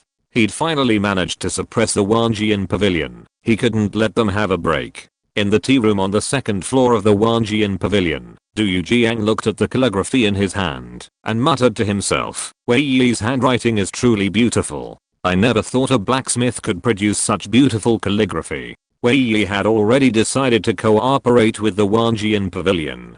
Du Yujiang had discussed the partnership model with Wei Yi. He had originally intended for Wei Yi to become the Wanjian Pavilion's in-house swordsmith, a contract to become a member of the Wanjian Pavilion, much like becoming an inner disciple of a sect. At the same time, there was also the opportunity to become the shopkeeper of Wanjian Pavilion, or hold some other management position in the future, enjoying a share of the shop's profits. However, Wei Yi still preferred to cooperate on a freelance basis first. Du Yujiang also offered Wei Yi the highest profit-sharing model, a 280% split. He also promised to pay Wei Yi 200 taels of silver as a deposit. He didn't want to give Jian Fenglao any chance to bribe Wei Yi, so he offered his utmost sincerity. After all, swordsmiths in cooperative partnerships in the industry only receive a 370% split at best. Only in-house swordsmiths who signed a genuine contract would receive a 280% split. This 280% split was definitely the highest in the industry. With the partnership model confirmed, they next planned to create a banner for Wei Yi to identify him as a swordsmith and hang it in the shop. So, he asked Wei Yi to provide a character for his name. Wei Yi wrote Wei, hoping he could create the banner in his own style. Shopkeeper, you're looking for me. Wang Shaoyin walked in, bowing. Wang Shaoyin, this is the name of our new 9th rank swordsmith. Immediately make a banner with the Chinese character Wei and hang it in the shop. Du Yujiang handed Wang Shaoyin a piece of paper. On it was a large Wei character. A banner with the Chinese character Wei? Wang Shaoyin was slightly surprised. Yes, make it according to this font, to the highest standards, Du Yujiang said seriously. Boss, is this new 9th rank swordsmith's surname Wei? Wang Shaoyin asked tentatively. Yes, it's Wei Tieshan's nephew, Wei Yi. Huh. Wang Shaoyin's eyes widened, staring at Du Yujiang in surprise. Wei Tieshan's nephew, Wei Yi, the scholar. Wang Xiaoyan was a little incredulous. Yes, that's him. Look at how beautiful the handwriting is. I never thought a scholar could be a blacksmith. I was just as surprised as you were, Du Yujiang said with a smile. Hearing Du Yujiang's words, Wang Xiaoyan's heart was truly in turmoil, filled with astonishment. He had never imagined that the newly promoted 9th rank swordsmith would be Wei Yi. He had originally assumed that Wei Yi, with the help of other blacksmiths, could craft ordinary swords. Paying back the swords Wei Tieshan owed them was already a great feat. Now, he had transformed himself into a 9th rank swordsmith, achieving an A+ grade. He was even held in such high esteem and admiration by Du Yujiang. His status and position within the 10,000 swords pavilion would likely be second only to Du Yujiang's. It's over. It's over. Those remaining 170 swords are probably completely lost. Wang Xiaoyan felt bitter. With his status, the money he owed them should be easily repaid. He had hoped to make some extra money, but now his dream was completely shattered. Luckily, I didn't say anything too harsh that day. Otherwise, how would I face Wei Yi in the future? Wang Xiaoyan muttered. What are you still standing there for? Hurry up and make that banner. You have to hang it up for me tomorrow morning, Du Yujiang said sternly. Oh, okay, I'll do it right away. Wait a minute, go to the accounting office later and get 200 taels of silver and send it to Wei Yi as a deposit. His family has been through so much lately, and I guess they don't have enough money to buy raw materials. This money will help him with emergency funds. Du Yujiang said. Okay, boss. Wang Xiaoyan quickly replied and immediately retreated. Chapter 20. Killing Intentions. In the Wei family courtyard, Wei Yi, sweating profusely from his busy days, sat under a straw mat awning, sipping the herbal tea his sister had made him. Shitao, shirtless, squatted beside the blacksmith's furnace, working the bellows and helping Wei Yi heat the materials. Sweat also beaded his forehead. As Wei Yi sipped his herbal tea, he pulled up the system dashboard. Name, Wei Yi. Genius, very poor. Lifespan, 42 years, plus 35 days. Blacksmithing skill, level 2, 89% proficiency needed to upgrade. Cooking skill, level 3, 95% proficiency needed to upgrade. Writing skill, level 2, 24% proficiency needed to upgrade. Painting skill, level 1, 19% proficiency needed to upgrade. Carving skill, level 1, 99% proficiency needed to upgrade. His carving skills had already begun to improve. Wei Yi had recently carved his own Wei Yi seal from a piece of red iron, gaining proficiency in the process. Although his carving skill, acquired when his cooking skill reached the 3rd level, is the food carving skill, the general principles remain the same, whether carving with food, wood, stone, or even iron. The only differences are the tools and methods used. Wei Yi first used a hammer and chisel to carve the outline of the character Wei on the heated iron block. Then, through grinding and filing, he completed the carving, bringing the characters to a clear and smooth surface. After repeated heat treatment, it became an incredibly hard steel seal. This seal is similar to the Wangsu seal, given to him by the swordsmith. Both are used to inscribe relevant marks on the forged blades as identification. Now that the Wei seal is complete, Wei Yi prepares to forge the first sword bearing both the Wangsu seal and the Wei character. After a long time, Shitao finally heated the iron and used iron clamps to help Wei Yi place it on the anvil. Wei Yi stood up again, donned his apron and gloves, took the iron clamps, picked up the hammer, and began forging iron. The clanging sound of hammering echoed again. Now, every time Wei Yi hammered iron, he gained over 200 proficiency points. The heat treatment process also continuously increased proficiency points. However, the total number of proficiency points required to advance to the next level was also very large, so the overall improvement rate had slowed significantly. However, Wei Yi was not in a hurry. After all, compared to other blacksmiths and swordsmiths, his improvement rate was already astonishing. In the shop in front of the courtyard, Wei Yi had just sent away the farmers who came to buy ironware. When they saw Zhang Xingai and Wang Xiaoyan, two people with bright smiles, they walked in. Sister-in-law, are you busy? Zhang Xingai said with a smile. Manager Zhang, Manager Wang, why are you here? We are here to congratulate your sister-in-law, Wang Xiaoyan said quickly, his face full of flattery. My nephew is truly worthy of being trained by the Tieshan brothers. He truly surpasses his master. Now that he's become a 9th grade swordsmith, he'll be a truly remarkable person in the future. Ever since I heard the news today, I've been busy crafting a banner for my nephew to be recognized as a swordsmith. Old Zhang and I just found the time to come and congratulate you. Yes, congratulations, sister-in-law. You two managers are so polite, Wei Yi said with a smile, but inside she felt quite proud. Thinking back to Wang Xiaoyan's expression when the two men came to collect the debt not long ago, and comparing it to his current demeanor, she couldn't help but sigh. How quickly his expression changes. Sister-in-law, is my nephew here? Zhang Xingai asked. He's forging iron in the yard. Are you here to see him? Wei Yi said. Oh, that's right. We are here to give my nephew a deposit, Wang Xiaoyan said. Wei Yi nodded. Please come in. The two men bowed slightly and then walked out the back door of the shop into the yard. Seeing Wei Yi, who was concentrating on forging iron, the two men trotted up to him. Their faces were as bright as flowers meeting the sun. Seeing Zhang Xingai and Wang Xiaoyan, Wei Yi paused in surprise, his brows furrowed slightly. Excuse me, nephew. Zhang Xingai bowed with a beaming smile.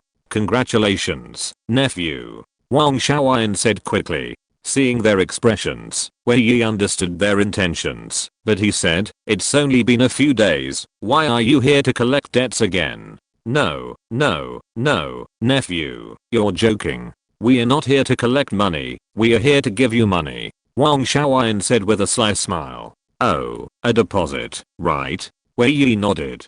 Du Yujiang had promised him a deposit when they discussed the partnership. Yes. Here's a 200 teal silver note. Please keep it, nephew. Wang Xiaoyan handed the note to Wei Yi. Wei Yi took the banknote, looked at it, and nodded. He then turned to Zhang Xingai and Wang Xiaoyan and said, I will repay the money my uncle owes you on time. Don't worry.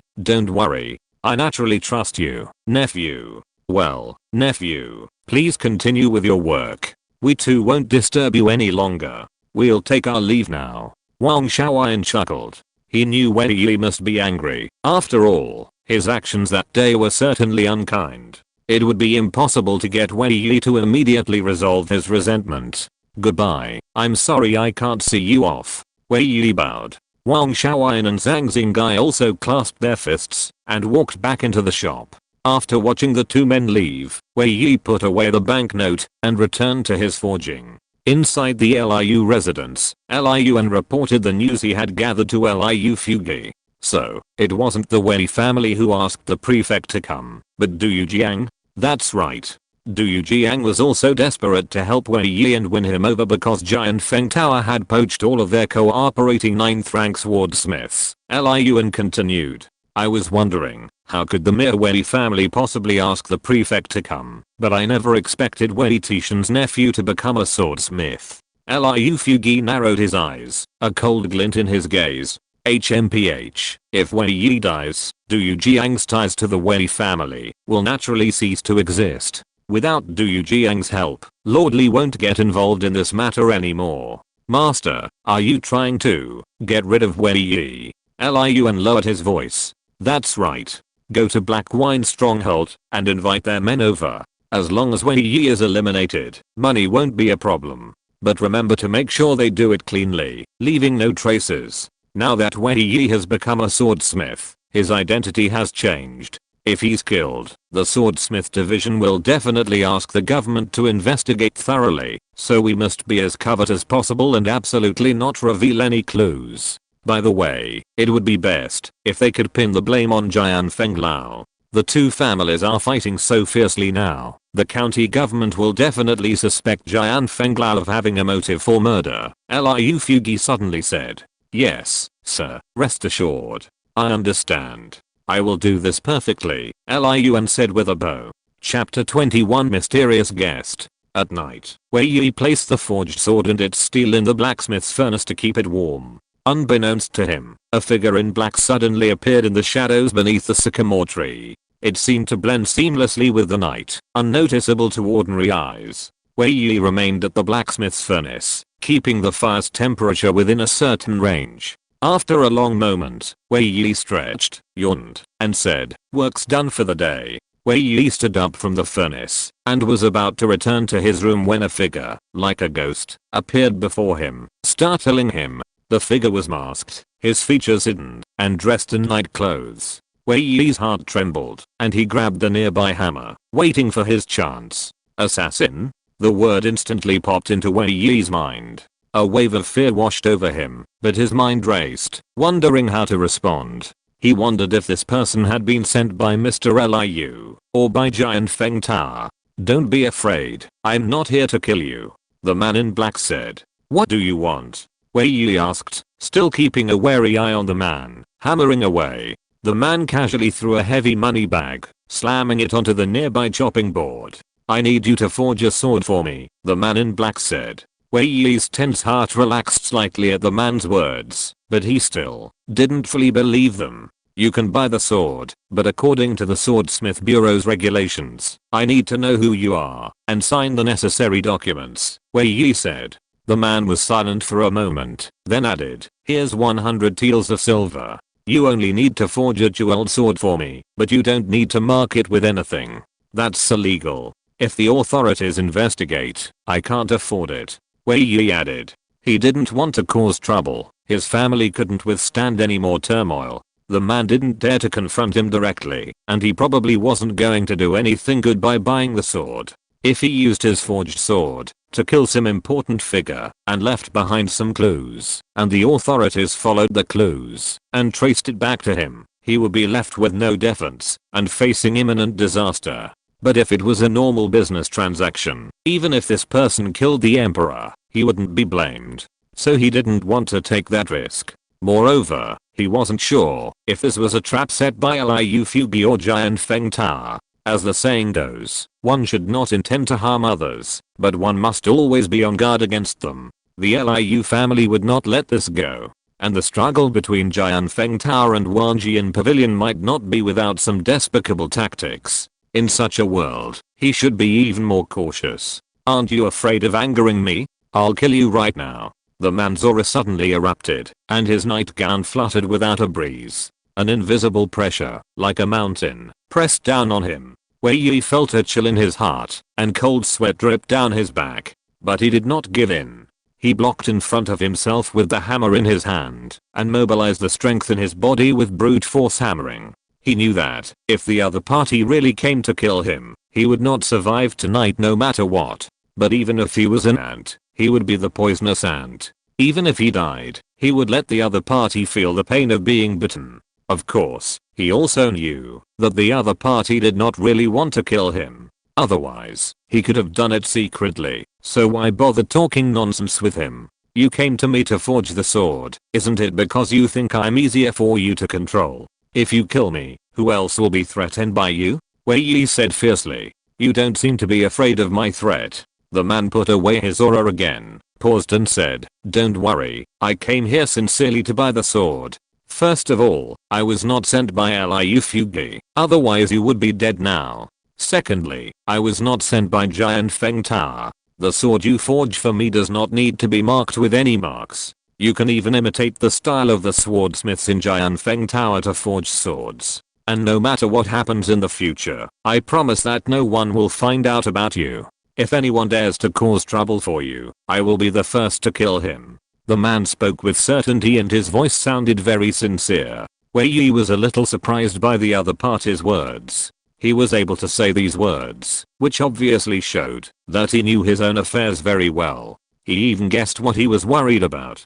Who is this person? Seeing Wei Yi lost in thought, the man continued, "I'm keeping you in the dark for your own good. But don't worry, I mean no harm. Furthermore, if you help me forge the sword, I'll protect you for a month. You're well aware that Liu Fugi is narrow-minded and will definitely cause trouble for you in the future. You have no cultivation skills. If he truly sends assassins, any warrior could kill your entire family. But if you help me, I can protect your family for the next month. Everything after that will be up to you." Upon hearing the man's words, Wei Yi remained expressionless and silent. But his mind raced, analyzing the man's words. They made sense. If they were sent by the Liu family or Giant Feng Tower, there would be no need to waste time on him. They could just kill him and be done with it. Furthermore, the man's promise to protect him was quite tempting. Of course, he also thought of a way to sell him the sword while still exonerating himself.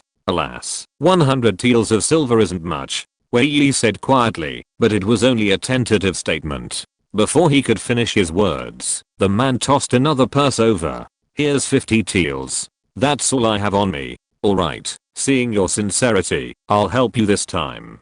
But you said you'd keep my family safe. Words aren't enough. How can I trust you? Wei Yi said sternly. Tomorrow morning, a horse will die in the Liu family, and Liu Fugi will receive a warning letter. The man said. Okay, deal. Come back tomorrow night to retrieve the sword. Wei Yi was also straightforward. Okay. With that, the man turned and walked towards the shadows by the wall, his steps so light they made no sound. With a flash of his figure, he disappeared into the night. Whoosh! Wei Yi breathed a sigh of relief and set down the hammer. He had been incredibly nervous. After all, the man, who could appear before him without anyone noticing, was definitely no ordinary person. If they really wanted to kill me, my body would be cold by now. During the negotiation, I was acting fierce but timid, feigning composure. Fortunately, I escaped unscathed. After some probing, it became clear that the other party had no ill intentions and was indeed here to buy the sword. In this world of extraordinary power, the lives of ordinary people are like candles in the wind. The slightest disturbance could extinguish them. Next, I need to buy some cultivation techniques. Although my aptitude is poor, it's better than having no cultivation at all. I'll go and ask if there's any medicine that can improve my physique. Wei Yi thought to himself. Tonight's events had made him realize that without sufficient strength, if someone truly wanted to harm me, he wouldn't even have the chance to resist. If this person truly keeps his promise and protects me for a month, then this deal is a great bargain. Wei Yi picked up the 2 bags of silver, opened them, examined them carefully, and weighed them. They were quite substantial. I'll sell him the sword I forged earlier, he thought to himself. The sword he forged before the exam had no markings on it. He'd originally intended to keep it for self-defense, but now it seemed like selling it to this person wouldn't be a bad idea. After putting away the 150 taels of silver, Wei Yi returned to his room. After washing up, he lay in bed, unable to sleep. Tonight's events had indeed left a psychological scar on him. The morning sun awoke a new day, and King's House City once again bustled with activity. Inside the Liu family mansion, a servant ran panic-stricken to Liu Fugi's bedroom door and knocked. Master, something's wrong. Something's wrong. Why are you yelling so early in the morning? Liu Fugi opened the door and shouted angrily. Master, a horse died in the stable last night, and there's a note next to it. Please take a look. The servant said in panic. Liu Fugi's face darkened. He took the note from the servant's hand and read it, his expression instantly darkening. The note said, a piece of advice to Mr. Liu. Forgive others when you can. When will the cycle of revenge end? If you persist in your wrongdoing, then so be it. If you're listening to this novel on a channel other than Fanfic World, it means they downloaded and uploaded it without effort. We cordially invite you to visit our channel, Mundo Fanfic Novelos. There you'll find the original version of this story and you can explore many other novels of various genres. We're waiting for you to immerse yourself in a world of incredible novels. Chapter 22 Warning. The Liu family mansion houses many entry-level warriors, the strongest of whom is at least 8th level. Although the stables are located in the mansion's backyard, unguarded by entry-level warriors, this individual was able to sneak into the mansion quietly, kill a horse, and leave a note. This suggests he's at least an entry-level warrior. And while the note didn't explicitly state it, it wasn't hard to tell him he was sending a warning on behalf of the Wei family. Damn the Wei family. Liu Fugi's face paled with anger. He hadn't expected a mere commoner to cause him so much trouble. Now, they were even about to take advantage of him. He'd intended to kill Wei Tieshan, but the prefect intervened, thwarting his plans. Now, he'd intended to eliminate Wei Yi, only to receive a warning. Could the Wei family be going even further? It was Du Yujiang who had previously petitioned the prefect, Who was sending this warning? Could it be Du Jiang again? Could they have guessed I'd attack Wei Yi and sent a warning? But this approach wasn't like Du Jiang's style. Liu Fuge's face was gloomy, as if he was about to kill someone. He clutched the note and ordered them to go to the stables. The horse had no external injuries, but blood was flowing from its mouth and nose. After an on-site inspection by the family's warriors, it was determined that the horse had died from a single blow that shattered its internal organs. According to them, the person who could have killed the horse with a single blow must have been at least an 8th grade cultivator. Hearing this, Liu Fuge's heart sank. The strongest warriors they employed were only 8th grade. The person they had invited was also 8th grade, apparently intending to intimidate him and keep him from acting rashly. Liu Fuge left the stables without a word. He pondered over it all, but ultimately concluded that this was Du Jiang's doing. After all, who else would help Wei Yi? He didn't believe the Wei family could even employ an 8th grade warrior. However, what Liu Fuge didn't expect was that Du Jiang would visit him just after he finished breakfast. "What does shopkeeper Do want to see me about?" Liu Fuge asked with a cold face. He was still not completely sure that Du Jiang was the one who killed the horse, so he did not mention it.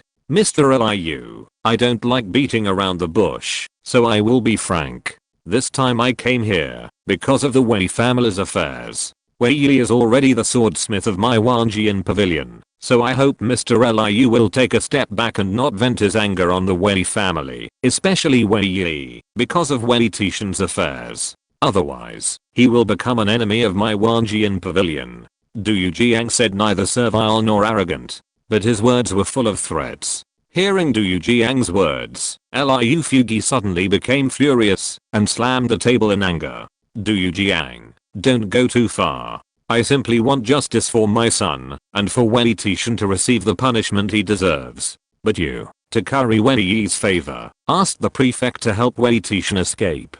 Last night, you had my horse killed, threatening me not to provoke the Wei family again. As if that weren't enough, now you've come to warn me again. Do you really think I, Liu Fuge, am easy to bully? Wait, what horse? What do you mean?" Du Jiang asked, a little surprised. Liu Fuge looked at Du Jiang's expression, which didn't seem like an act. After a moment's hesitation, he told Du Jiang what had happened this morning. "Mr. Liu, I didn't do this. I, Du Jiang, am always honest and would never threaten you in this way. Furthermore, if I had your horse killed, there would be no need for me to come here in person today. Please show some mercy to the Wei family," Du Jiang said, standing up. "It really wasn't you?" Liu Fuge frowned. He was also a shrewd man, and upon closer inspection, he realized Du Jiang had no need to resort to such tactics to scare him. "If it were me, it might not have been the horse that died last night." Du Jiang's voice suddenly grew colder. Liu Fuge exchanged a stern glance with Du Jiang. Feeling the other man's fierce aura, he felt a sense of fear. But what frightened him even more was, if the person who killed the horse wasn't sent by Du Jiang, then who was it? Could someone else be aiding the Wei family? "Mr. Liu, this is all I have to say. I hope you will, for the sake of my Wanjian pavilion, not embarrass the Wei family any further. Now, I'll take my leave." With these words, Du Jiang turned and left. Liu Fuge was left standing there with a grim expression, his fists clenched. He was furious, but he had no way to vent his anger. Was he really going to have to swallow his anger this time? Du Jiang left the Liu residence and boarded the carriage at the gate. Another person was inside, Wei Yi. This was the reason Du Jiang had suddenly come to see Liu Fuge so early in the morning. It was because of Wei Yi. However, it wasn't Wei Yi who asked him to come. It was just that Wei Yi had recently gone to Wanjian Pavilion and asked if he knew where he could learn martial arts. Wei Yi had been thinking a lot the previous night and felt he needed to improve his self-defense skills as quickly as possible. Upon hearing Wei Yi's sudden desire to learn martial arts, Du Jiang suspected the Liu family had done something to the Wei family again. Without a word, he dragged Wei Yi to the Liu residence. Wei Yi didn't explain. After all, he was genuinely worried about retaliation from the Liu family or threat to their entire family's lives. I've already warned that Liu man, and I don't think he'll dare mess with you again, Du Jiang said sternly. Thank you, Manager Du. That puts my mind at ease. Wei Yi bowed in thanks. But it's strange. That Liu man said someone killed his horse and threatened him not to retaliate against you. He even thought I was the one who did it. Do you know who's helping you? Upon hearing Du Jiang's words, Wei Yi remained calm, but secretly delighted. He hadn't expected that mysterious man to keep his promise. I don't know. Could it be that the Liu family has offended someone? Wei Yi naturally wouldn't reveal what happened to the mysterious man last night. After all, if the other party kept their promise, he should also abide by moral principles. Well, it's possible. The Liu family probably has quite a few enemies. By the way, Wei Yi, don't worry. I'll help you arrange some security guards for the next few days to protect your family, Du Jiang said. That's great. Thank you, boss. I'll pay for the security guards. Okay. Du Jiang smiled and added, when we get back, I'll give you a copy of Yijin Lan Tishu. This technique is perfect for someone like you with a weak martial arts foundation. It's easy to learn, and most importantly, it improves your bones and muscles. Excellent. Thank you, boss. As for the elixir you mentioned that improves your physique, I can't offer any help. Perhaps only certain rare treasures, elixirs, or magical drugs can have such miraculous effects, and those are rare finds. Hearing Du Jiang's words, Wei Yi nodded seriously. It made sense. If such a elixir truly existed, everyone would likely become a warrior. Rather than relying on rare treasures, it's better to rely on one's own system. Since health-preserving recipes can increase lifespan, perhaps after upgrading my cooking skills, I'll be able to obtain some recipes that improve my physique, Wei Yi thought optimistically. That afternoon, Du Jiang found 5 guards for Wei Yi. All 5 were at the 4th or 5th level of the Kame realm. Together, they could handle a mid-level warrior for a while. In this world, warriors reach the Kame realm before reaching the mid-level, using their blood and energy to open the 8 extraordinary meridians. Each meridian opened represents a new level. After the 8th level, one becomes a mid-level warrior. Du Jiang hired these 5 from the Dayan Martial Arts School. The Dayan Gang, one of the city's 3 major gangs, has been deeply rooted in Kingshao City for many years, maintaining complex ties with many of the city's powerhouses and families.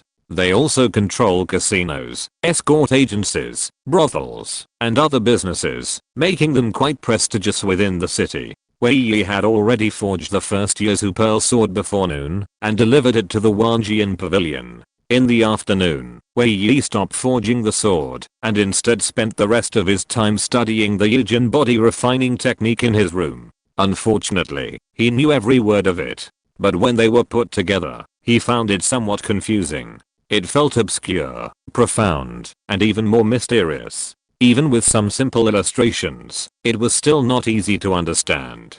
As expected, martial arts also require talent. To facilitate his understanding, Wei Yi began copying the exercises in the Yijin Lan Tishu. As the saying goes, read a book 100 times and its meaning will become clear, and a good memory is not as good as a good pen. P.S. Dear readers, this book will be in its first round of trial recommendations on Sunday. The next week will also be a critical moment to determine the fate of this book. This new author begs all readers to read the latest chapters every day, because the reading data will determine whether this book can advance to the next round of recommendations.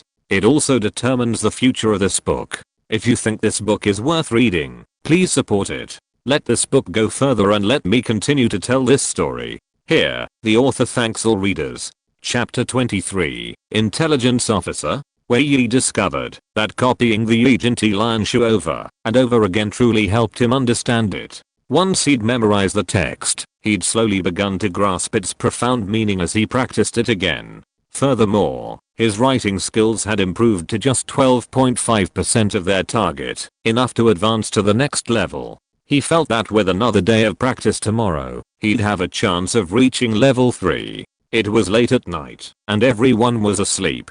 Auntie, Kinga, and Shitao had already retired. Several guards took turns keeping watch in the courtyard. According to their division of labor, 2 people would watch the first half of the night, and 3 in the second. Where's my sword? A voice suddenly called out from the window, startling Wei Yi. Looking up, he saw the masked figure in black nightgown.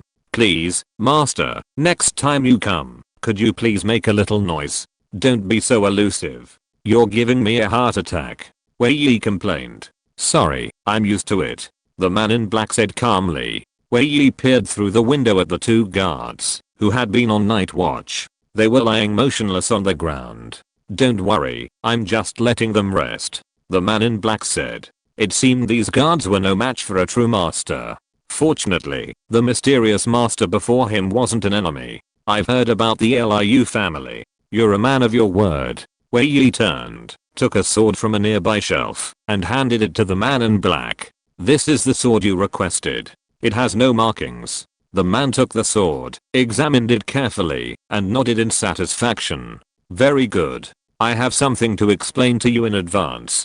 To completely sever all ties with this sword, I'll report it to the police tomorrow, claiming my house was robbed and the sword lost. With your abilities, the authorities won't be able to find out, right? Wei Yi said sternly. This was an idea he had come up with last night. It would completely resolve his worries. And the 2 men outside could also serve as witnesses. Such caution and meticulousness are excellent. We'll work together again, the man in black said. You can truly protect my entire family, right? These guards I hired don't seem very effective. If things don't work out tomorrow, I'll fire them all. Wei Yi reassured the man in black. Let's keep them. At least they can create a public deterrent. Besides, I can't protect you all the time, the man in black said. Wei Yi's brows furrowed slightly, and he looked at the man in black with resentment. The man in black immediately added, don't worry. Liu Fugi sent Liu into Black Wine Stronghold to find someone to kill you, but Liu probably won't be able to reach Black Wine Stronghold in his lifetime. Therefore, my protection for you won't rely on personal protection, but on intelligence. I'll take precautions before they happen. Don't worry, I'll do what I promised you. Hearing the man in black's words, Wei Yi's heart was at ease again. So this guy is an intelligence agent. No wonder he knows so much about me. That was great. With this person around, I could rest assured. Okay, time to go. The man in black sheathed his sword, leaped, and disappeared from the window. I find this guy rather handsome for some reason. If I had his martial arts skills, I wouldn't have anything to fear. Wei Yi suddenly felt a surge of envy. He was even more curious about this man's identity and background. The next morning, Wei Yi went to the county yamen to file a report. He claimed that a sword he had forged had been stolen the previous night. The yamen officers investigated the scene, but found no evidence. However, with the testimony of several guards, the yamen officers naturally didn't doubt Wei Yi's story. The 2 guards had been knocked unconscious last night and only woken up by the other 3 guards during their shift change in the middle of the night. So they could all testify that someone had broken in last night. Furthermore, the 2 men who had been knocked unconscious still suffered a dull pain in the back of their heads this morning. The yamen officer searched the compound, made a few brief inquiries, and then left. Not long after the yamen runners left, Master Wu of Dayan Martial Arts School rushed over upon hearing the news. This time, Du Yujiang had approached their gang leader to hire guards for the Wei family. However, on their first day on the job, the Wei family was robbed. This was really hard to justify, and he couldn't explain it to his gang leader. So he came in person to apologize. I'm so sorry, Master Wei, I scared you. It's okay, it's okay. I just lost a sword. It's nothing serious, Wei Yi said, waving his hand without any concern. Don't be angry, Master Wei. I'll give you another group of guards today, increasing the number of people to 8. We'll still pay them, based on the previous 5 people. Of course, the wages of those people from yesterday will also be waived. Is that okay with you? Master Wu said again. Wei Yi glanced at Master Wu, thinking, if there's such a good thing going on, then I'd better obey your order respectfully. Haha, Master Wu, you're too polite. No, this is what I should do. Don't worry, the 8 people here are at least at the 5th level of the Kame realm, and we won't let anything like this happen again. Master Wu, since you said so, then I won't be polite. But I'll pay your wages for last night. I can't let those 2 guards sleep in the yard for most of the night and catch a cold, Wei Yi said with a smile. He did feel a little guilty. Last night, in order to make a real play, he had to let those 2 people lie in the yard and suffer in the autumn wind. No, no, no, we can't take this money. I'll go back and arrange a new group of guards for you, Master Wu said, and he took the 5 guards and left. After this little interlude, Wei Yi returned to his daily work of forging iron. Wei Zhu also went to Xiangmenlao to return the 50 taels of silver that Meng Shulian had sent earlier. Afterwards, she approached the 2 blacksmiths who had previously worked at the family's home and invited them back to work. Now that Wei Yi had become a master swordsmith, the Wei family's blacksmith shop now had the right to sell swords. Besides helping Wei Yi with basic forging, filing, and polishing, the 2 blacksmiths could also forge various ironware and ordinary swords to meet the shop's daily sales. However, when Wei Zhu visited the 2 blacksmiths, they were away, their wives and children alone. They were working at other blacksmith shops, and after all, they couldn't wait for the Wei family. Wei Zhu told their wives, promising a raise, and shared the news that Wei Yi had become a 9th grade swordsmith. Sure enough, that evening, the 2 blacksmiths arrived at the Wei family's home to congratulate them and promised to return to work the next day. They were surprised to hear the news of Wei Yi's achievement, but beyond their surprise, they were filled with joy. They had been with Wei Tieshan for almost 2 years and had a very good relationship with the Wei family. The Wei family was kind and treated them well. They wouldn't try to deduct their wages like other employers would, exploiting their hard work. That's why they were willing to work for the Wei family from the bottom of their hearts. Sister-in-law, we are so happy that you've let us come back to work. No need to raise our wages, just keep the same. Yes, we couldn't help when the boss got into trouble before, and we felt guilty. Now that you think highly of us and invite us back, we are incredibly grateful. How could we possibly ask for more? Hulin, Sun Fu, Wei Yi is the owner of this blacksmith shop now. It was Wei Yi's idea to raise your wages, not my decision, Wei Zhu said with a smile. Uncles, I've become a 9th grade swordsmith now, and the Wei family has weathered the storm. Your wages aren't a problem for us. As long as you work hard for the Wei family, I guarantee you'll earn even more, Wei Yi said with a smile. Then thank you, young master. We will definitely work hard in the future, and will definitely not let you down. That's right, we will definitely work hard, Hulin and Sun Fu said gratefully. Chapter 24, Forest of Pen and Ink. With Hulin and Sun Fu helping him, Wei Yi's daily forging workload was significantly reduced, making his work much easier. The 2 could help him with the basic forging work, leaving him only with the finer details. He also adjusted his process, dedicating the entire day to forging the sword bodies. At night, the forged sword bodies were placed in a furnace, heated with a chisel stone to maintain heat. After cooling overnight, the heat treatment could begin the next day. This greatly increased sword forging efficiency and saved a lot of time. So, in just 2 days, Wei Yi forged 4 one-jeweled pearl swords. Meanwhile, Hulin and Sun Fu also forged a number of ironware. Of course, in addition to forging, Wei Yi continued to cook to improve his culinary skills. After 2 days of copying the Yijin Lion Tishu exercises, his writing skills finally reached the required level for an upgrade. Name, Wei Yi Genius, very poor lifespan. 42 years, plus 43 days, blacksmithing skill, level 2, 78% proficiency needed to upgrade. Cooking skill, level 3, 86% proficiency needed to upgrade. Writing skill, level 2, upgradable. Painting skill, level 1, 17% proficiency needed to upgrade. Sculpting skill, level 1, 99% proficiency needed to upgrade. Finally, I can upgrade. Wei Yi put down his pen and slumped over his desk. With a thought, his writing skill instantly advanced to level 3. At the same time, a familiar feeling washed over him.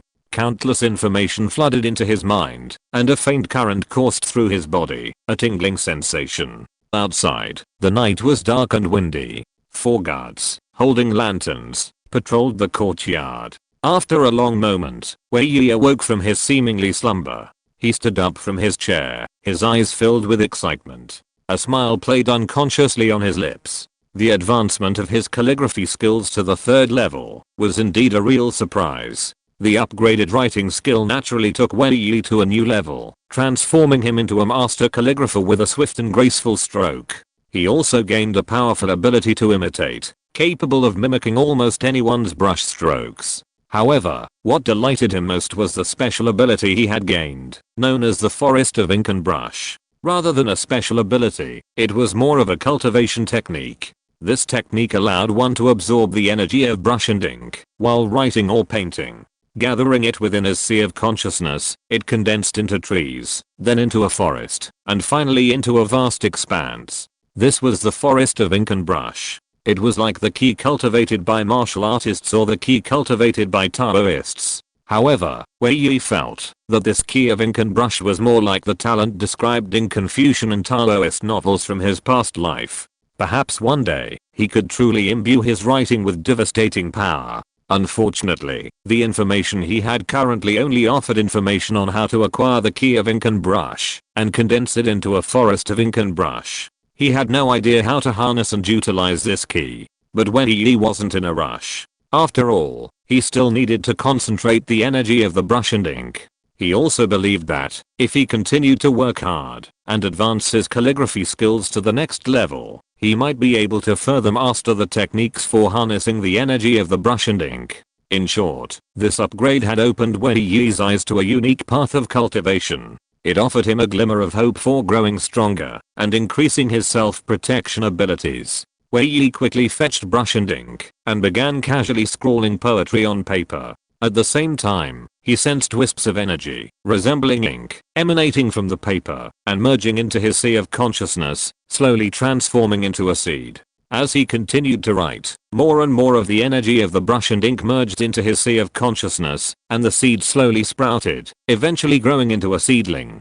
Finally, Wei Yi began painting again, and as expected, while painting, he could also absorb the energy of the brush and ink. Next, I'll focus on upgrading my calligraphy and painting skills. Wei Yi knew that, now that he had become a 9th grade swordsmith, he could temporarily provide for his family's financial needs. However, from a safety perspective, he still needed to acquire some self-protection abilities and means. His current martial arts foundation was too weak, and his progress was bound to be slow. Therefore, he felt that this forest of ink might be a way for him to find a new path and gain strength. Wei Yi continued writing and painting late into the night, only to go to bed with a sense of unfulfilled desire. The ink energy in his sea of consciousness had already transformed into a small sapling. As Wei Yi went to bed, rain began to fall outside. The entire city seemed shrouded in a curtain of rain. The patter of the downpour drowned out many sounds, even the screams of fear and pain. Inside a mansion, several figures lay sprawled on the rain-soaked ground. The rain washed away the blood beneath them, turning it from deep red to a lighter shade, slowly dispersing in all directions. After a long moment, a figure emerged from the bedroom. He wore a nightgown, a mask, and held a long sword. Raindrops fell on his sword, washing away the blood. The next day, the county magistrate received a report of the crime. Liu Xiaohu, the head of the city's Wei Yi martial arts school, was murdered at home. Also killed was his family's guard. After an on-site investigation by Yamen runners and coroners, it was discovered that Liu Xiaohu had been severely tortured before his death. Apparently, someone wanted to learn something from him. Liu Xiaohu was an 8th rank martial artist who had served as a centurion in the army. He later opened a martial arts school in Kingsao City. He ostensibly taught martial arts, but secretly often did dirty work for wealthy individuals. He was a well-known figure in the city, though his reputation was mostly infamy. So, news of his murder quickly spread throughout the city. At the Wei family mansion, Wei Yi woke up early and continued writing to gain experience and refine his brush strokes. Even his aunt made breakfast, and after breakfast, he returned to his room to continue writing.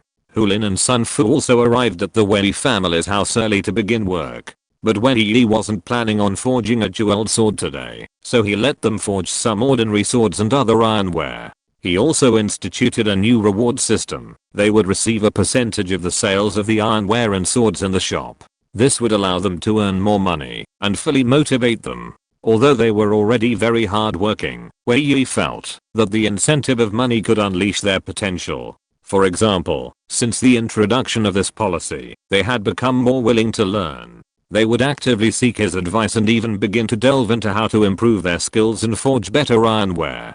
This was the incentive brought by money. The quality of their forged products directly affected their reputation and sales, which in turn affected their potential earnings. Wei Yi frantically memorized ancient poems in his room, gaining experience until he was nearly sick. Then he began memorizing the exercises for the Yijin body refining technique. As he wrote down this exercise, something miraculous happened. Within his sea of consciousness, the sapling, condensed from the energy of brush and ink, suddenly disintegrated and transformed into a piece of text. It was the content of the Yijin body refining technique. At the same time, Wei Yi unexpectedly began to clearly understand the mysteries within. It was as if an animated explanation automatically appeared in his mind, clearly and intuitively helping him understand the 8 extraordinary meridians of the human body described in the technique, as well as the location of the true essence and vital energy, as well as the methods for moving ki and increasing blood energy.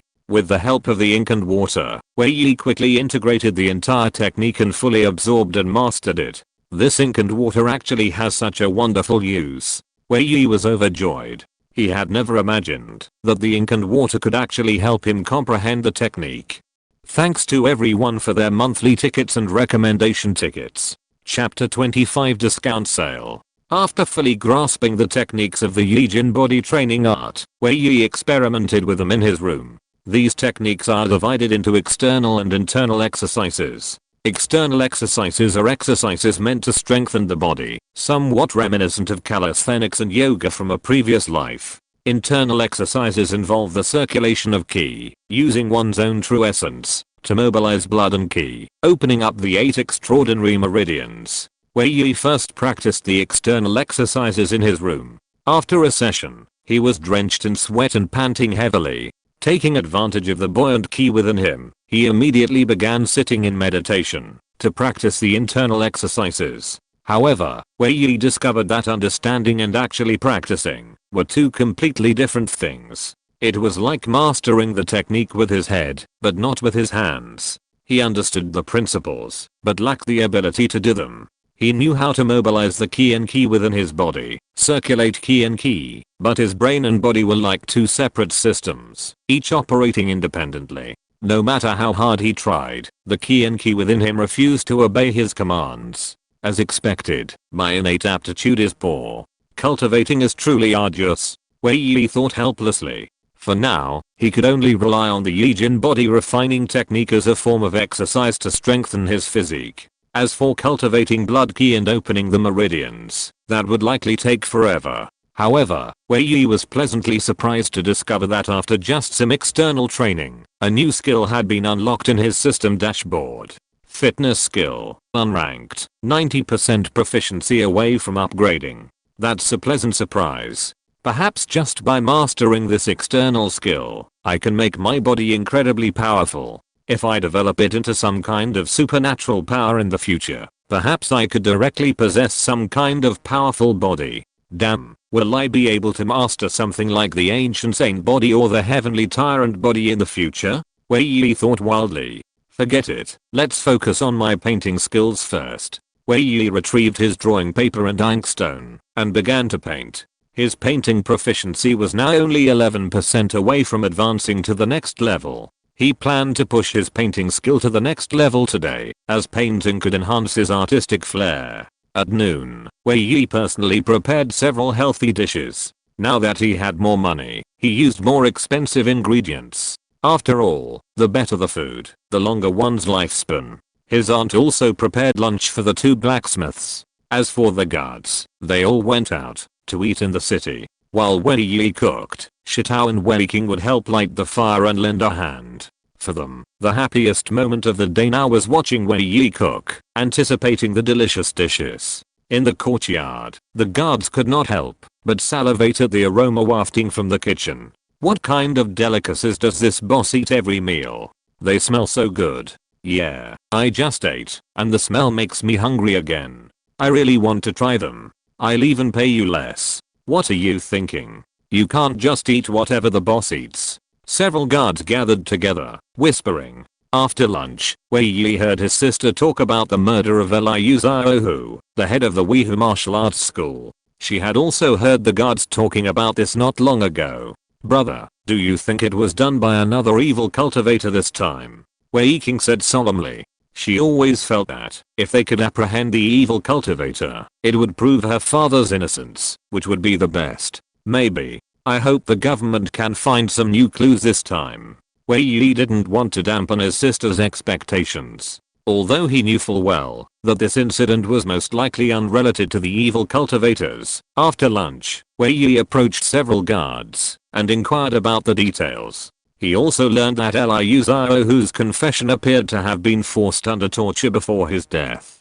Damn, it looks like that Shamat was responsible, Wei Yi thought to himself. Shamat was the name he had given to the mysterious man in black. He was the man who killed the Liu family's horse, and was also an intelligence agent. So Wei Yi gave him the cool and catchy name, Shamat. This Shamat is a spy. Liu Xiaohu was tortured before his death, clearly hoping to extract some information from him. So Wei Yi felt he was responsible. This guy really bought the sword just to kill, and he made such a fuss about it, Wei Yi thought to himself. Fortunately, he had come up with the idea to throw the sword away. Otherwise, if they'd found out, he'd be in trouble. In the Wanjian pavilion, Du Yujiang stood by the window, his hands behind his back, gazing at Giant Feng Tower across the way, a confident smile playing on his face. Behind him, Wang Xiaoyan, with an awkward expression, stood hunched over. After a moment's hesitation, he said, "Boss, Giant Feng Tower is having a sale. The most expensive main character pearl sword is only 60 taels of silver. And we are marking the Wei Yi character sword up for 100 taels. Is that really okay?" Just yesterday, Giant Feng Tower had launched the sale, sparing no expense in promoting it. The most expensive pearl sword in the store is only 60 taels, and the cheapest can be bought for 30 taels. This has simply broken the lower limit of the industry's prices. You know, in the past, the cheapest pearl sword was at least 40 taels of silver. When this news came out, it indeed caused quite a stir in the city. There was an endless stream of customers in front of Giant Feng Tower. However, Du Yujiang ordered that the price of the Wei Yi character sword forged by Wei Yi be raised from the original 80 taels to 100 taels. In the past, the most expensive pearl sword in Wanjian Pavilion was only 70 taels of silver. The price of the Wei Yi character sword forged by Wei Yi at 80 taels of silver was already very high. Now it has been raised to 100 taels, which makes Wang Xiaoyan a little confused. Others are selling at a discount, and you are still raising the price. Isn't this destroying your own reputation? Of course it's possible. Qiu Zhuang's actions are tantamount to killing the goose that lays the golden eggs, damaging his own reputation, and even helping us. It might seem like he's stealing our business right now, but in the long run, the gains won't outweigh the losses. Our strategy is the best fit for our current situation and the one that maximizes profits, Du Yujiang said with a smile. Qiu Zhuang's blacksmithing skills are decent, but his business skills are lackluster. Du Yujiang understood that Giant Feng Lao was doing this to squeeze them out. It was impossible for them to sell Wei Yi's sword at its best price. After all, a renowned swordsmith forged such a low price, so a newcomer like you would naturally have to charge even lower. Once the price was lowered, it would be difficult for the Wei Yi sword to raise its price again. But Qiu Zhuang's approach was too presumptuous. "Shopkeeper, I still don't quite understand," Wang Xiaoyan said, still perplexed. Du Yujiang turned and sat down in a nearby chair. He then took a sip of tea and slowly explained to Wang Xiaoyan the purpose and reasoning behind his actions. Inside the first floor shop, several customers strolled past Giant Feng building and returned. "Are you having a sale on the precious swords in your shop?" one customer asked. "I'm so sorry dear customers, we at Wanjian Pavilion never have sales," the clerk said with a smile. "The Giant Feng building across the street is having a sale, and you're not having any?" Another customer looked at the clerk in surprise. "This has never been our custom." I'm sorry, but if you really want to buy one, I can pay for a better scabbard out of my own pocket. If you don't offer a sale, all the customers will go to the other side. The customer said. The clerk smiled politely and said, we are already in short supply, so why would we have to offer a sale? Think about it, dear customers. If business wasn't bad, who would give up the profit and offer a sale? The clerk's words startled them for a moment. Then, thinking it over, they realized it made sense. Manager Zhang, Manager Zhang. Just then, a shouting voice rang out from outside the door. Several figures then appeared at the shop entrance. The leading man wore a jade crown, his hair tied in a jasper inlaid band. He was dressed in splendid brocade, bound with a white jade belt. From the belt hung jade pendants, a purse, and a sword. The purse and the scabbard of the sword were also inlaid with various jade ornaments. Even a jade ring adorned his finger. Dressed in jewelry and jade, he looked like a walking jade display case. But compared to the eye-catching magnificent jade ornaments, the man's appearance seemed unremarkable. He was short and even looked a bit comical. If it weren't for his attire and the flappy guards behind him, he would have lacked any of his noble and majestic presence. Oh, young Master Guo. Zhang Xingai, seeing the young man approach, hurried to greet him. This young man was none other than Guo Pixiu, the young leader of the city's Dayan gang. End of this chapter. Thank you very much for reaching the end. Don't forget to like. Looking for more exclusive content and immediate access? Subscribe to our Patreon. Remember, every like, subscription, or donation encourages us to continue. Thanks to everyone. See you in the next video.